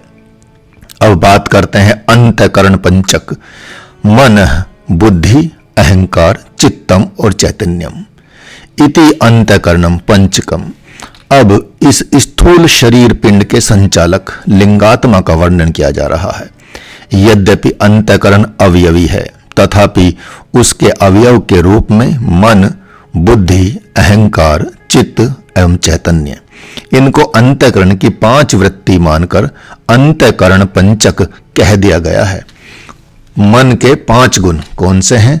संकल्प, विकल्प, मूर्छा, जड़ता, मननम। इति पंचगुणम मनः। मन का प्रथम गुण है संकल्प। इच्छा या कल्पना ही संकल्प कहलाता है। द्वितीय गुण है विकल्प। यह पदार्थ ऐसा है या नहीं, इस मानसिक ऊहापोह को विकल्प कहा जाता है। तृतीय गुण है मूर्छा। मन की मुग्धता, विमूढ़ता एवं अचेत वृत्ति को मूर्छा कहा जाता है। मन का चतुर्थ गुण है जड़ता। विवेक के अभाव को जड़ता कहते हैं। और मन का पंचम गुण है मनन। तर्क संगत विचारणा को मनन कहते हैं। बुद्धि के 5 गुण हैं।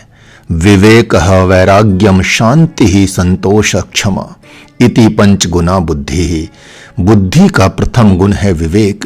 वस्तु के स्वरूप का यथार्थ निश्चय ही विवेक कहलाता है। विवेक के उद्भूत होने पर वैराग्य का उदय होता है। बुद्धि का दूसरा गुण है वैराग्य। सदुस्तु का ज्ञान होने पर या हो जाने पर इहलोक या परलोक के विषयों में तथा पुण्य फल भोग में मन की आसक्ति का निरुद्ध हो जाना ही वैराग्य कहा जाता है। बुद्धि का तीसरा गुण है शांति। विवेक एवं वैराग्य के उद्भूत होने पर मन में शांति वृत्ति का उदय होता है। चित्त में चंचलता एवं विषय भोगोच्छा की उपरति का ही शांति कहते हैं। बुद्धि का चतुर्थ गुण है संतोष। जब बुद्धि में विवेक, वैराग्य एवं भोग में अनासक्ति का प्रादुर्भाव होता है, तब मन सहज संतुष्ट होकर आत्म स्वरूप में ही तृप्त रहने का स्वभाव ग्रहण कर लेता है। बुद्धि की यही वृत्ति संतोष कहलाती है। बुद्धि का पंचम गुण है क्षमा। विवेक, वैराग्य, शांति एवं संतोष के कारण मन राग द्वेष से प्रभावित होने की स्थिति में नहीं रहता, अपितु वह सहन स्वभाव को ही होकर अन्य जीवों में दोष दृष्टि भी नहीं रखता तथा दोष होने पर भी उनको दंडित करने की इच्छा का भी त्याग कर देता है। यही आत्मोदय वृत्ति है। यह वृत्ति स्थित प्रज्ञ अवस्था का सोपान है। अहंकार के 5 गुण, अभिमानम, मदयम, मम सुखम, मम दुखम, ममेदम इति पंचगुणो अहंकारः। अहंकार के ये 5 गुण अहंकार की 5 अवस्थाएं हैं। प्रथम अवस्था है अभिमान। मैं ऐसा ही कर्म करने में समर्थ हूं, ऐसा ही विचार अभिमान है। द्वितीय अवस्था है मदीय। यह वस्तु मेरी है, शरीर इंद्रिय आदि मेरे है, आदि विचार मदीय के अंतर्गत आते हैं। तृतीय अवस्था है मम सुखम। इस सुख से मेरा केवल मेरा ही संबंध रहे, इसी भावना के प्रतिपादक चित्त की मम सुखम वृत्ति कहलाती है। अहंकार की चतुर्थ अवस्था है मम दुखम। अहंकार की है अवस्था मैं इससे दुखी हूँ, इस दुख मिश्रित अवस्था से संबंध बनाती है। और पंचम अवस्था है ममेदम। यह वस्तु मेरी है, ये मेरे से संबंधित जन हैं, इत्यादि भावनाएं ममेदम की परिचायिका हैं। चित्त के 5 गुण, मति ही, धृति ही, स्मृति ही, त्याग स्वीकारः इति पंचगुणम चित्तम। चित्त की भी 5 अवस्थाएं हैं। प्रथम अवस्था है मति। मति का अर्थ है इच्छा। द्वितीय अवस्था है धृति। धृति का अर्थ है धैर्य, उत्साह। तृतीय अवस्था है स्मृति। स्मृति का अर्थ है संस्कार मात्र से उत्पन्न होने वाला ज्ञान। और चतुर्थ अवस्था है त्याग। किसी उत्तम अधिकारी को अपनी प्रिय से प्रिय वस्तु का उसकी सुखेच्छा तृप्ति हेतु दान कर देना ही त्याग कहलाता है। पंचम अवस्था है स्वीकार। दान व्यापार या ग्रहण व्यापार से किसी पदार्थ को अपना बना लेना ही स्वीकार कहलाता है। चैतन्य के 5 गुण हैं विमर्शः, शीलनम, धैर्यम, चिंतनम, निस्पृहत्वम इत्यादि पंचगुण चैतन्यम। चैतन्य भी 5 गुणों से युक्त है। इसका प्रथम गुण है विमर्श। प्रमाण माध्यम से वस्तु विचार ही विमर्श कहलाता है। द्वितीय गुण है शीलनम। तत्परता पूर्वक पुनः पुनः पदार्थ या भाव के गुण या दोष की यथार्थ ज्ञान प्राप्ति में निरत रहना ही शीलन कहलाता है। तृतीय गुण है धैर्य। वृहत्तम विपत्ति के आ पड़ने पर भी कार्य से विमुख न होना या शरीर मन इंद्रियों को निरंतर उत्साहित करते रहना धैर्य कहलाता है। इसका चतुर्थ गुण है चिंतन। बार बार स्वर संपादित कार्य के प्रति सावधान रहना हो, उसी को चिंतन कहते हैं। चैतन्य का पंचम गुण है निष्पृत्व। स्वीय मन को सांसारिक विषय भोगों में आसक्त न होना देने और उसको विवेक वैराग्य पूर्वक आत्माभिमुख रखना ही निष्पृत्व है। एवं अंतकरण गुण। इस प्रकार अंतकरण सूक्ष्म शरीर के गुणों का वर्णन संपन्न हुआ। कुल पंचक सत्वम रजः तमः कालः जीवः इति कुल पंचकम। सत्व रज तम ये तीन गुण, काल एवं जीव, इन पांचों की भाव मन बुद्धि एवं इंद्रिय आदि के संचालन में प्रधानता रहती है। अतः ये पांच कुल अर्थात प्रधान कहे गए हैं। सत्व के पांच गुण कार्य गुण हैं। दया धर्म क्रिया भक्ति श्रद्धा इति पंचगुणम सत्वम। इस सत्व का प्रथम कार्य गुण है दया, प्राणियों पर अनुग्रह करना। द्वितीय कार्य गुण है धर्म, जिसके आचरण से सुख प्राप्ति तथा श्रेयम का अबुद्धय हो। तीसरा गुण है कार्य गुण है क्रिया, भगवत प्रत्यार्थ पूजा तथा सत्कर्म पुण्य आचरण और व्रत उपवास आदि का अनुष्ठान।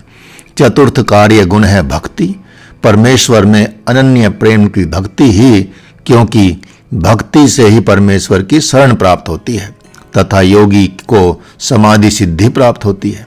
पंचम गुण है श्रद्धा, श्रद्धा से इस लोक के अतिरिक्त परलोक के अस्तित्व तथा स्वरूप स्थानक परक आत्मज्ञान तथा परमात्मा के प्रति विश्वास में निष्ठा होती है। रजोगुण के पांच कार्य गुण, दानम भोगम श्रृंगारः वस्तु ग्रहणम स्वार्थ संग्रहम इति पंचगुणम रजः। रजोगुण का प्रथम कार्य गुण है ज्ञान। भविष्य में या दूसरे जन्म में फल प्राप्ति की इच्छा से देश काल के अनुसार सत्य पात्र का विचार कर उसको सामर्थ्य के अनुसार धन या किसी अन्य वस्तु का दान करना। इस प्रकार दूसरा कार्य गुण है भोग, सुंदर रूप रस गंध शब्द स्पर्श आदि की कामना में लगे रहने का ही नाम भोग कहलाता है। और इसका तीसरा कार्य गुण है श्रृंगार, मोक्ष प्राप्ति की उपेक्षा करके केवल विषय भोगों की पूर्ति के लिए शरीर आदि को नाना विधि से अलंकृत करना ही श्रृंगार कहलाता है। इसका चतुर्थ कार्य गुण है वस्तु ग्रहण, अपने भोग विलास के लिए वस्तुओं के संग्रह और संचय में आसक्ति रखना वस्तु ग्रहण कहलाता है। इस पंचम का कार्य गुण है पांचवा है स्वार्थ संग्रह। दूसरों की हानि होगी या दूसरों को दुख होगा, इन बातों का विचार किए बिना ही स्वार्थ तृप्ति हेतु विषय भोग में सहायक उपकरणों साधनों के संग्रह में लगे रहना तथा अभिरुचि पूर्वक उनको सुरक्षित रखना ही स्वार्थ संग्रहण कहलाता है। रजोगुण से दान भोग श्रृंगार वस्तु ग्रहण एवं स्वार्थ संग्रह में प्रवृत्त होती है। रजोगुण जीव को कर्म बंधन में बांधता है। यह राग रूप है। यह कामना एवं तृष्णा आसक्ति से उद्भूत होता है। जीव इसके द्वारा कर्म फल प्राप्ति की स्पृहा करता है। गीता में रजोगुण का फल दुख बताया है। रजसस्तु फलम दुखम, क्योंकि रजोगुण से लोभ बढ़ता है। तमोगुण के पांच कार्य गुण, विवादः कलह शोकः वधः वंचनम इति पंचगुणम तमः। तमोगुण का प्रथम कार्य गुण है विवाद। इसके कारण व्यर्थ प्रलाप में पुरुष का समय निष्प्रयोजन व्यतीत होता रहता है। तमोगुण का दूसरा गुण है कलह। तमोगुण संपन्न पुरुष अविवेकी होने के कारण दूसरों से कलह करने में ही सुख तथा संतोष मानता है। तमोगुण का तीसरा कार्य गुण है शोक। इष्ट वस्तु अथवा प्रिय के वियोग अथवा नाश से मन में बार बार उठने वाली व्यथा या पीड़ा को शोक कहते हैं। तमोगुण का चतुर्थ कार्य गुण है वध। तमोगुण संपन्न पुरुष स्वीकीय तुच्छ अर्थ सिद्धि के लिए किसी की हत्या करने में भी संकोच नहीं करता। तमोगुण का पंचम कार्य गुण है वंचन। तमोगुण संपन्न पुरुष निरंतर दूसरों को ठगने एवं धोखा देने में ही प्रवृत्त रहता है। तमोगुण के ये 5 कार्य हैं। तमोगुण अज्ञान से उत्पन्न होता है। देहाभिमानियों को मोहग्रस्त कर प्रमाद, आलस्य, निद्रा आदि बंधनों से बांध देता है। तमोगुण के बढ़ने पर अंतःकरण एवं इंद्रियों में अप्रकाश अंधकार फैल जाता है। इससे ऐसे पुरुष की कर्तव्य में अप्रवृत्ति होकर उसमें प्रमाद में प्रवृत्ति का जन्म होने लगता है। इसी तमोगुण से प्रमाद, मोह और अज्ञान उत्पन्न होते हैं। अब काल के 5 कार्य गुण बताते हैं। कलना, कल्पना, भ्रांति, प्रमादः, अनर्थः इति 5 गुणः काला। काल की 5 अवस्थाएं, 5 गुण होते हैं। उनमें काल का प्रथम गुण है कलना। 1, 2, 3 आदि की संख्या गिनना अथवा आयु की गणना करना काल कहलाता है। द्वितीय गुण है कल्पना। अनेक वस्तु रचना का सामर्थ्य, जैसे हेमंत, शिशिर, वसंत में विविध रचना। तीसरा गुण है भ्रांति। बुढ़ापा, जवानी, बचपन आदि में प्रवर्तन ही भ्रांति कहलाता है। चतुर्थ गुण है प्रमाद। इसका अर्थ है सावधानी, असावधानी से उत्पन्न कार्य में प्रवृत्ति, आलस्य आदि में व्यर्थ समय व्यतीत करना। तथा काल की पंचम अवस्था है अनर्थ। अनिष्ट कार्यों में प्रवृत्ति ही अनर्थ कहलाती है। जीव के 5 विध गुण या अवस्थाएं क्या है? जागृत, स्वप्नः, सुषुप्ति, तुर्यम, तुर्यातीतम इति 5 गुणों जीवः। जीव की भी 5 अवस्थाएं होती हैं। इसकी प्रथम अवस्था है जागृत। स्थूल शरीर में इंद्रियों द्वारा कर्म होते रहने का भान अथवा ज्ञान की जागृत अवस्था ही जागृत अवस्था है। दूसरी अवस्था है स्वप्न। बाह्य इंद्रियों का क्रियाकलाप शांत होने पर मन में अचेत अवस्था में अनेक वस्तुओं में व्यवहार होते रहना स्वप्न अवस्था है। तृतीय अवस्था है सुषुप्ति। इस अवस्था में बाह्य इंद्रियों का तथा मन का व्यवहार निरुद्ध होने से गाढ़ निद्रा की स्थिति ही सुषुप्त अवस्था है। चतुर्थ अवस्था है तुर्य या तुर्य अवस्था। इस अवस्था में आत्म स्वरूप विषयक एकाग्र चित्तता विद्यमान रहती है। आत्म स्वरूप मनोवृत्ति तथा द्वैत प्रपंच की अप्रतीति ही तुर्य अवस्था है। और पंचम अवस्था है तुर्यातीत अवस्था। निर्विकल्प समाधि में जीव का प्रतिष्ठित हो जाना ही तुर्यातीत अवस्था कही जाती है। व्यक्ति शक्ति पंचक, इच्छा, क्रिया, माया, प्रकृति, वाक इति व्यक्ति पंचकम। सूक्ष्म शरीर में जिन गुणों से व्यवहार संपन्न होता है वे इच्छा, क्रिया, माया, प्रकृति और वाक, ये 5 गुण हैं। जीव के उपभोग साधनों के संग्रह में ये 5 गुण व्यवहार में तत्पर रहते हैं। अतः ये ही व्यक्ति पंचक कहे जाते हैं। इच्छा के 5 गुण हैं उन्मादः, वासनाः, वांछा, चिंता, चेष्टा इति 5 गुणा इच्छा। इच्छा के कार्यभूत व्यापार गुण भी 5 हैं। उनमें प्रथम गुण है उन्माद। इच्छा के भंग होने पर ही उन्माद होता है। द्वितीय गुण है वासना। स्व कर्तव्य निर्वाह हेतु पूर्वकृत कर्मों के संस्कार अनुरूप शरीर, इंद्रिय, मन आदि को प्रवृत्त करना ही वासना कहलाती है। तृतीय गुण है वांछा। धन आदि पदार्थों की प्राप्ति की कामना वांछा कहलाती है। वासना एवं वांछा यथाक्रम ही द्वितीय और तृतीय गुण है। चतुर्थ गुण है चिंता। इष्ट विषयों के अन्वेषण की तीव्र इच्छा ही चिंता कहलाती है। इच्छा का पंचम गुण है चेष्टा। चेष्टा से अभिप्राय है शरीर का तदनुकूल व्यापार। कार्य की संपूर्ति में शरीर का व्यापाररत रहना ही चेष्टा कहलाती है।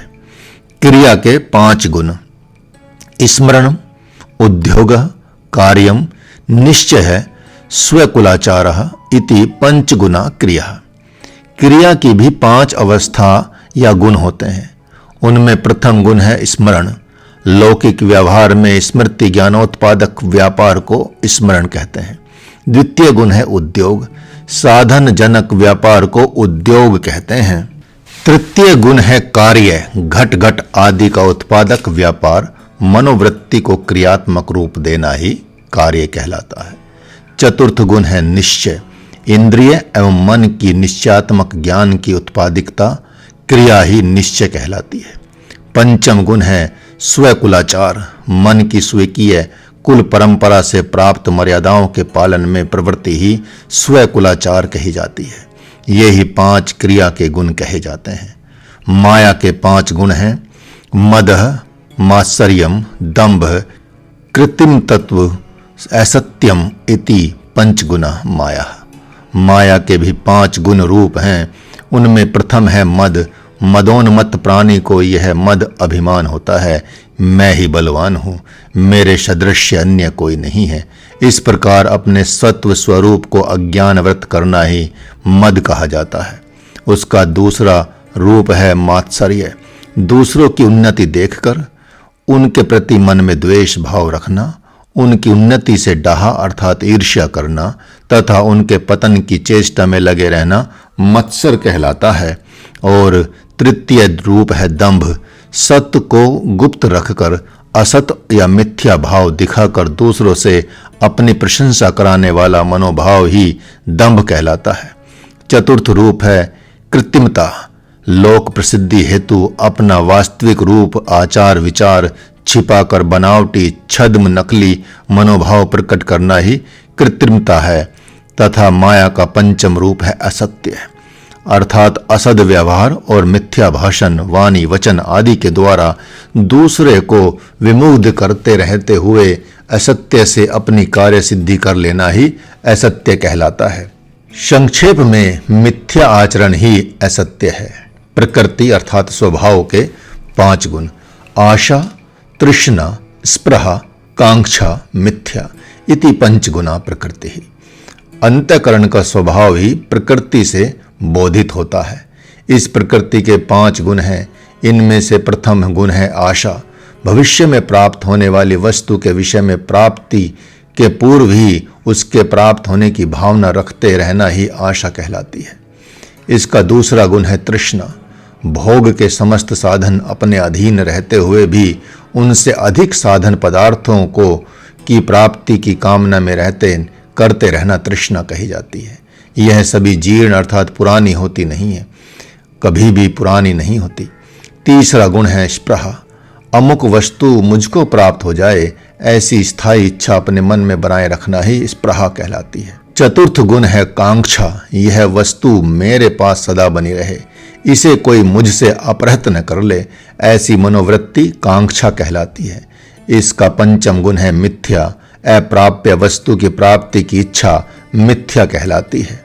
वाक के 5 रूप अर्थात गुण हैं परा, पश्यन्ति, मध्यमा, बैखरी, मात्रका इति पंचगुना वाका। अंतःकरण के व्यापार संचालन में महत्वपूर्ण वाक अर्थात वाणी के 5 रूप हैं। इस वाक का प्रथम रूप है परा। यह परावाणी मूलाधार चक्र में रहती है तथा निर्विकल्प समाधि द्वारा महायोगियों से ही ज्ञेय है, क्योंकि इस वाणी में मन की गति नहीं है। इस वाक का द्वितीय रूप है पश्यन्ति। जब उपयुक्त परावाक नाभि देश में आकर स्थूल रूप धारण करती है तब यह पश्यन्ति वाणी कहलाती है। इसके साथ मन का संबंध भी रहता है। इसको योगी जन सविकल्प समाधि में जान सकते हैं। वाक का तीसरा रूप है मध्यमा। उक्त पश्यन्ति द्वितीय वाक जब ऊर्ध्व गति करती हुई हृत प्रदेश में प्रवेश करती है तथा आकार आदि वर्ण समुदाय के पद रूप धारण करती है तब इसी वाणी का नाम मध्यमा हो जाता है। और इस वाक का चतुर्थ रूप है बैखरी, अर्थात उक्त मध्यमा वाणी जब मस्तक से प्रतिनिवृत्ति होती हुई कंठ, तालु आदि स्थानों में टकराती है तब उससे प्रकट हुई शब्दों की वाणी बैखरी कहलाती है। वाक का पंचम रूप है मात्रका। आकार आदि वर्णों में शिव रूप मैं आकार के अनुसार और अनुस्वार हो जाने से अंग, आह, ईं, ईं इत्यादि बीज मंत्र रूप वर्णमाला ही मात्र का वाक कहलाती है। इति व्यक्ति शक्ति पंचकः पंचविंशति गुणः। इस प्रकार व्यक्ति शक्ति पंचक के 25 गुण प्रकार आदि का वर्णन संपन्न हुआ। प्रत्यक्ष करण पंचक कर्म कामः चंद्र सूर्यः अग्निश्च इति प्रत्यक्ष करण पंचकम।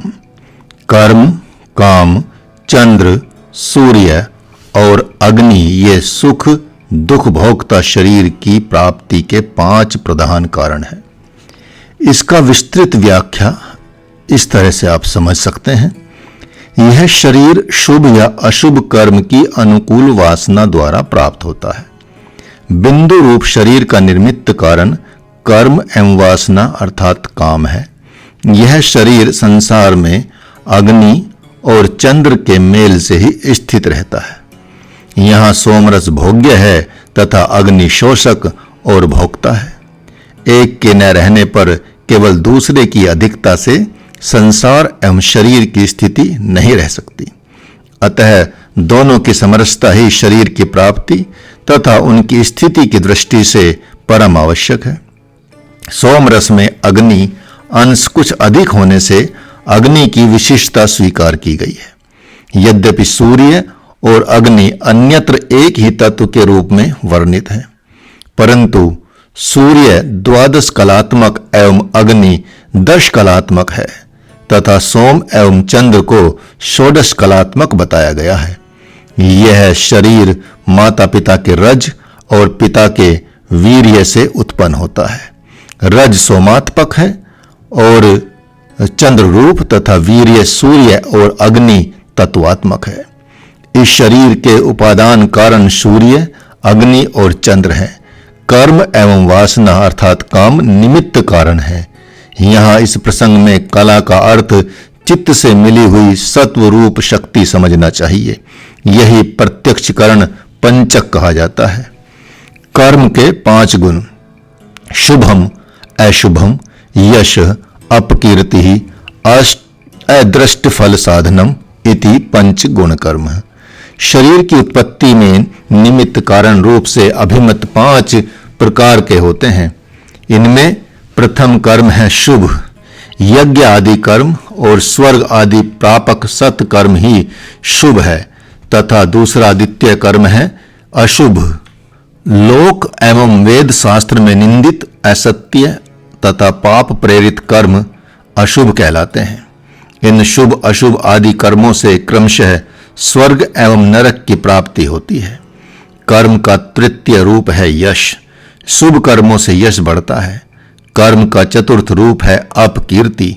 अशुभ कर्मों से व्यक्ति को अपयश अपकीर्ति मिलती है। कर्म का पंचम रूप है अदृष्ट फल साधन।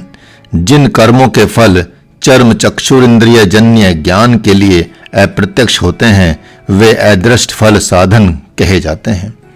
काम के 5 गुण हैं रति प्रीति क्रीड़ा कामना आतुरता इति 5 गुणः काम। विषय भोगजन्य कर्म काम कहलाता है। यह 5 प्रकार का होता है। इसका प्रथम प्रकार है रति। रति कहते हैं स्त्री के प्रति रमणीयता सौंदर्य की वृत्ति को। द्वितीय प्रकार है प्रीति। सुख साधनों में अनुराग को प्रीति कहते हैं। तृतीय प्रकार है क्रीड़ा। इंद्रियों और मन को आनंदित करने वाली रमणीय वस्तुओं को साधन बनाकर सुख संपादन करना। इस संबंध में नौका विहार जल में कंदुक क्रीड़ा आदि क्रीड़ाओं को दृष्टांत समझा जा सकता है। चतुर्थ प्रकार है कामना अर्थात काम सुख की उपलब्धि में निरंतर स्पृहा इच्छा होना। और इस प्रकार पंचम प्रकार है आतुरता। विषय भोग सुख अथवा रमणीयता का अतिशीघ्र आस्वाद मिले इस प्रकार की मनोवृत्ति को आतुरता कहते हैं। प्रत्यक्षकरण गुण कला समूह चंद्रमा की सप्तदश कला उल्लोला कल्लोलिनी उचलंती उन्मादिनी तरंगिनी शोषुनी लंपटा प्रवृत्ति लहरी लोला लेलिहाना प्रसरंती प्रवाहा सौम्या प्रसन्ना प्लवंती एवं चंद्रस्य षोडश कला सप्तदशी कला निवृत्ति सा अमृत फला। चंद्रमा की 16 कला होती हैं। कला का अर्थ है भाग अर्थात अंश। इन 16 कलाओं में प्रथम कला का नाम है उल्लोला। यह कला भोग प्रवृत्ति की वर्धिका तथा द्रवित करने वाली होती है। द्वितीय कला है कल्लोलनी। यह कला बड़े आकार की तरंगों वाली होती है। तृतीय कला है उच्चलंती। यह ऊपर की ओर चलने वाली या प्रवृत्त होने वाली होती है। चतुर्थ कला है उन्मादिनी। यह कला मन को विषय सुख के प्रति उन्मत्त करने वाली होती है। पंचम कला है तरंगिनी। यह कला मन को विषय सुख में तरंगित करने वाली होती है। षष्ठी कला है शोषणी। यह कला जल एवं रस को सुखाने वाली होती है। सप्तवी कला है लंपटा। यह कला चारों ओर फैलती है और प्रशस्त होती है।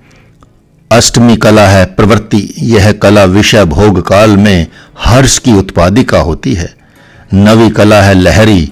यह कला वक्र टेढ़ी मेढ़ी गति वाली होती है। दशमी कला है लोला। यह कला चंचल चपल होती है। एकादशी कला है लेलिहाना।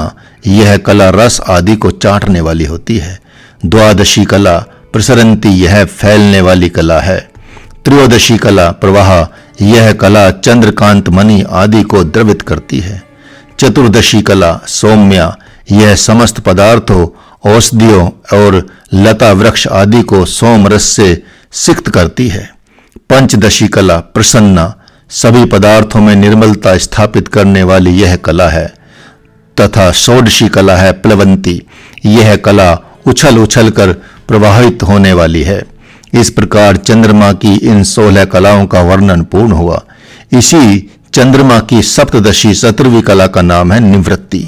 यह कला चंद्रमा में स्थायी रूप से रहती है। यहाँ तक कि प्रलय काल में भी यह नष्ट न होकर अक्षुण्ण ही बनी रहती है। यह सोम रश्मि कला चंद्रमा की निज अपनी कला है। इस कला का नाम और इसका नाम निवृत्ति है।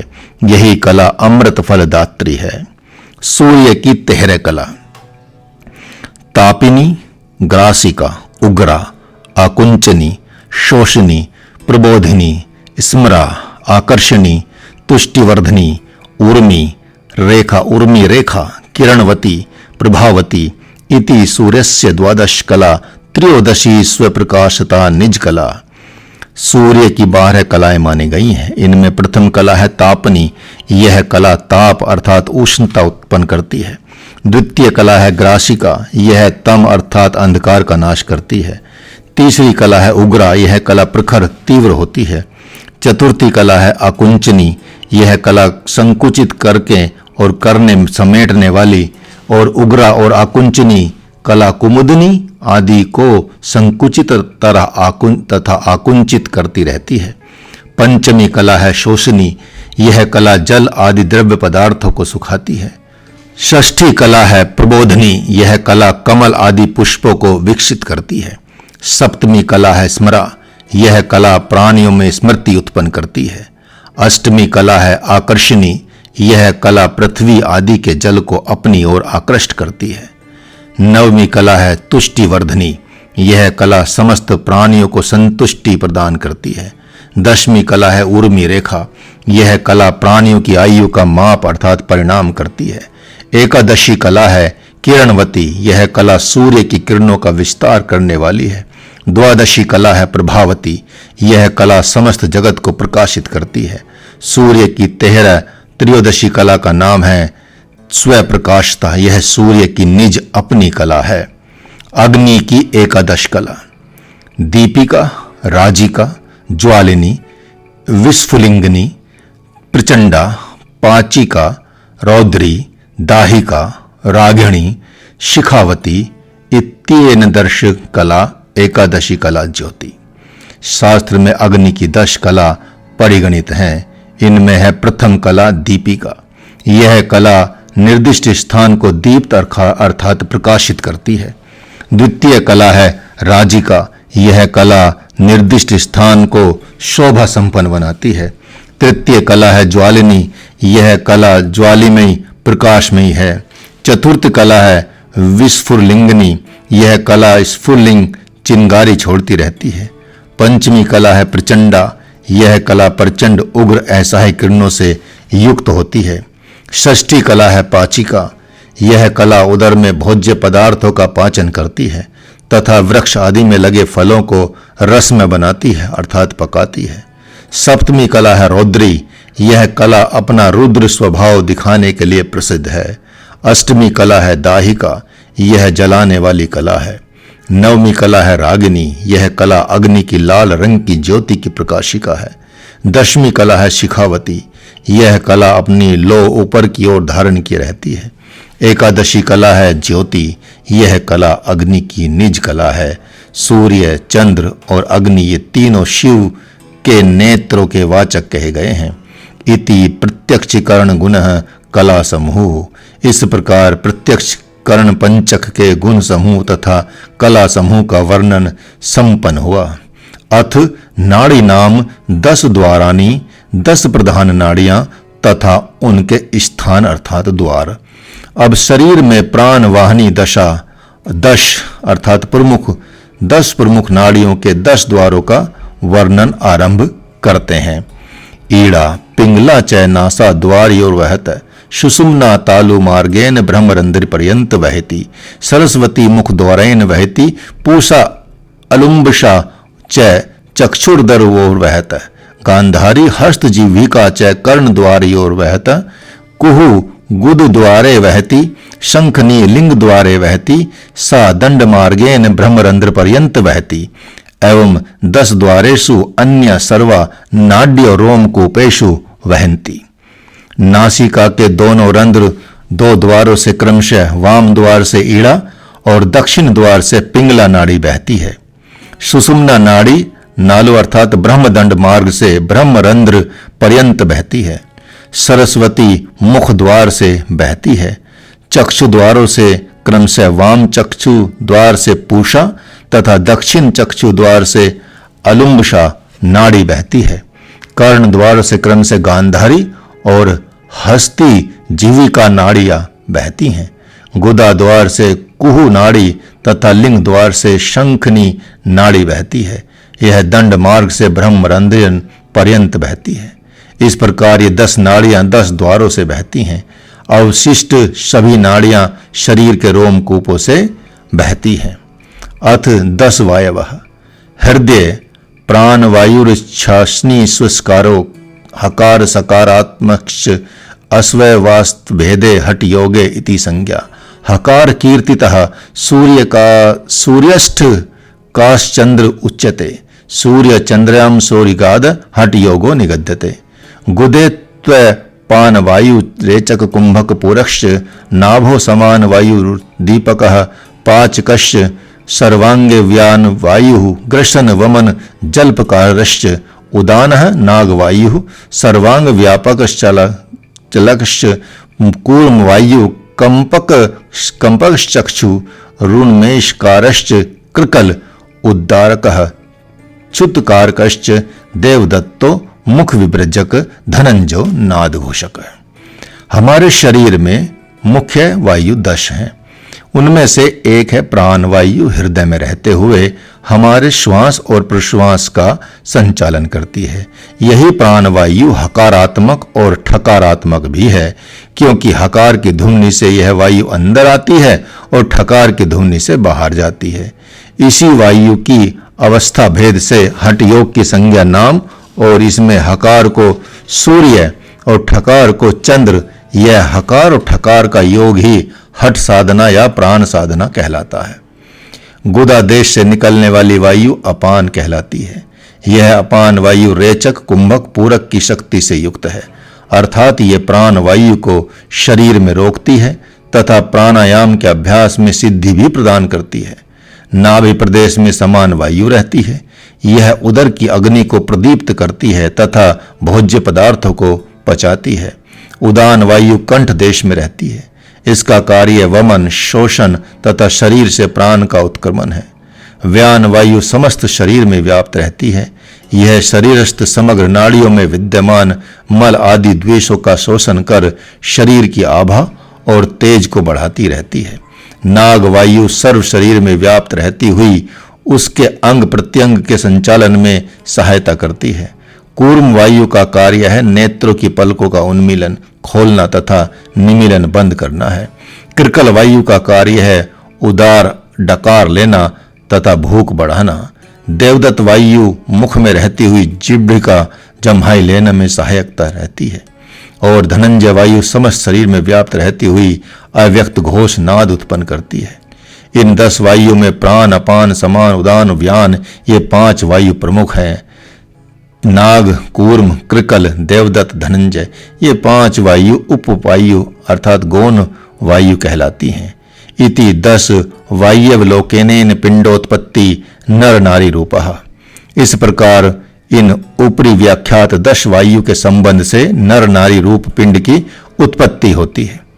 अब स्थूल शरीर का उत्पत्ति क्रम बताते हैं। अथ गर्भोली पिंडोत्पत्तिर्भवति। अब माता के गर्भाशय में जीवात्मा के स्थूल शरीर के सृष्टि क्रम पर विचार करेंगे। नर नारी संयोगे ऋतु काले रजो बिंदु संयोगे सह जीवः प्रथम दिने कलत्वम भवति। सप्ताहे बुधबुदारकम भवति। अर्धमासे गोलाकारम भवति। मास मात्रेण कठिनम मास द्वयेन शिरो भवति। तृतीय मासी हस्तपाददिकम भवति।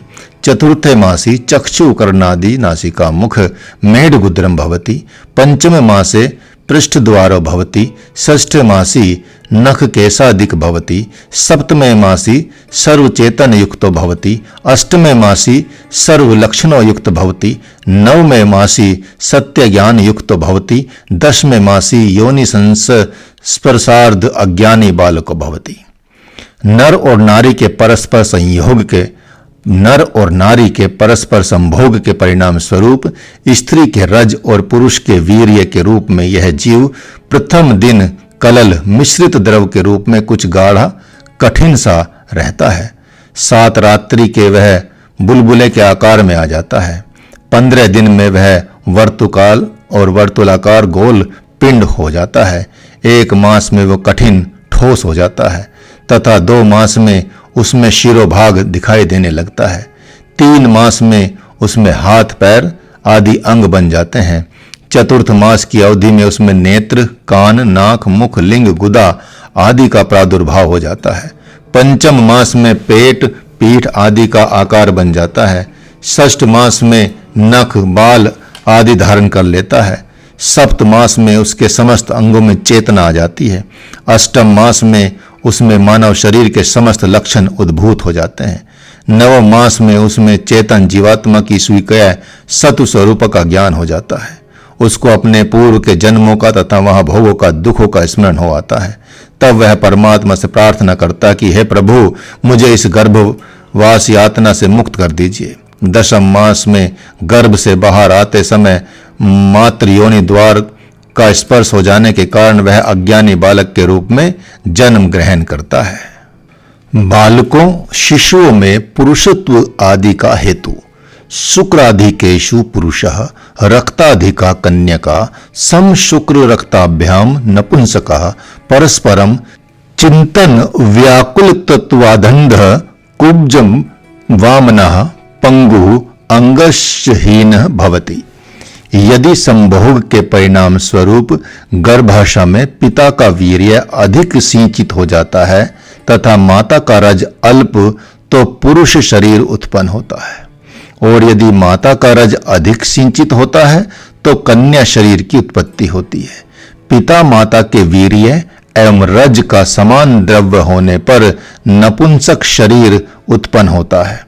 यदि संभोग के समय पिता माता किसी कारण चिंताग्रस्त हों तो उनकी संतान अंध, कुब्ज अर्थात कुबड़ी, वामन या पंगु लंगड़ी अर्थात अंगहीन उत्पन्न होती है।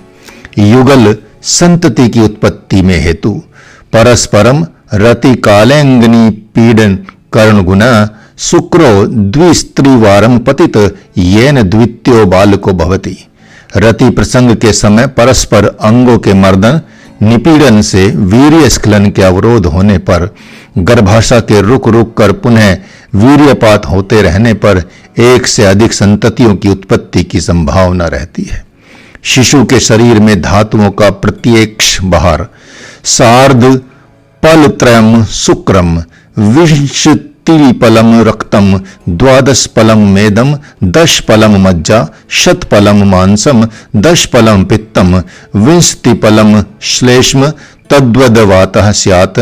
षड्धिकस्तत्रियम अस्थिनी अस्थिमात्रम संदेह सार्धत्रिकोटि रोमकूपानि पितृमात्रवीर्य भवति। वात पित्त श्लेष्म धातुतीय 10 धातु में शरीरम। इस स्थूल शरीर में कौन धातु कितनी मात्रा में है इसका वर्णन कर रहे हैं। इस शरीर में वीर्य 3.5 पल अर्थात 225 ग्राम, रक्त 20 पल 1280 ग्राम, मेद 12 पल अर्थात 738 ग्राम, मज्जा 10 पल अर्थात 640 ग्राम, मांस 100 पल अर्थात 6400 ग्राम, पित्त 10 पल अर्थात 640 ग्राम, कफ 20 पल अर्थात 1280 ग्राम, वात 20 पल अर्थात 1280 ग्राम भार होते हैं।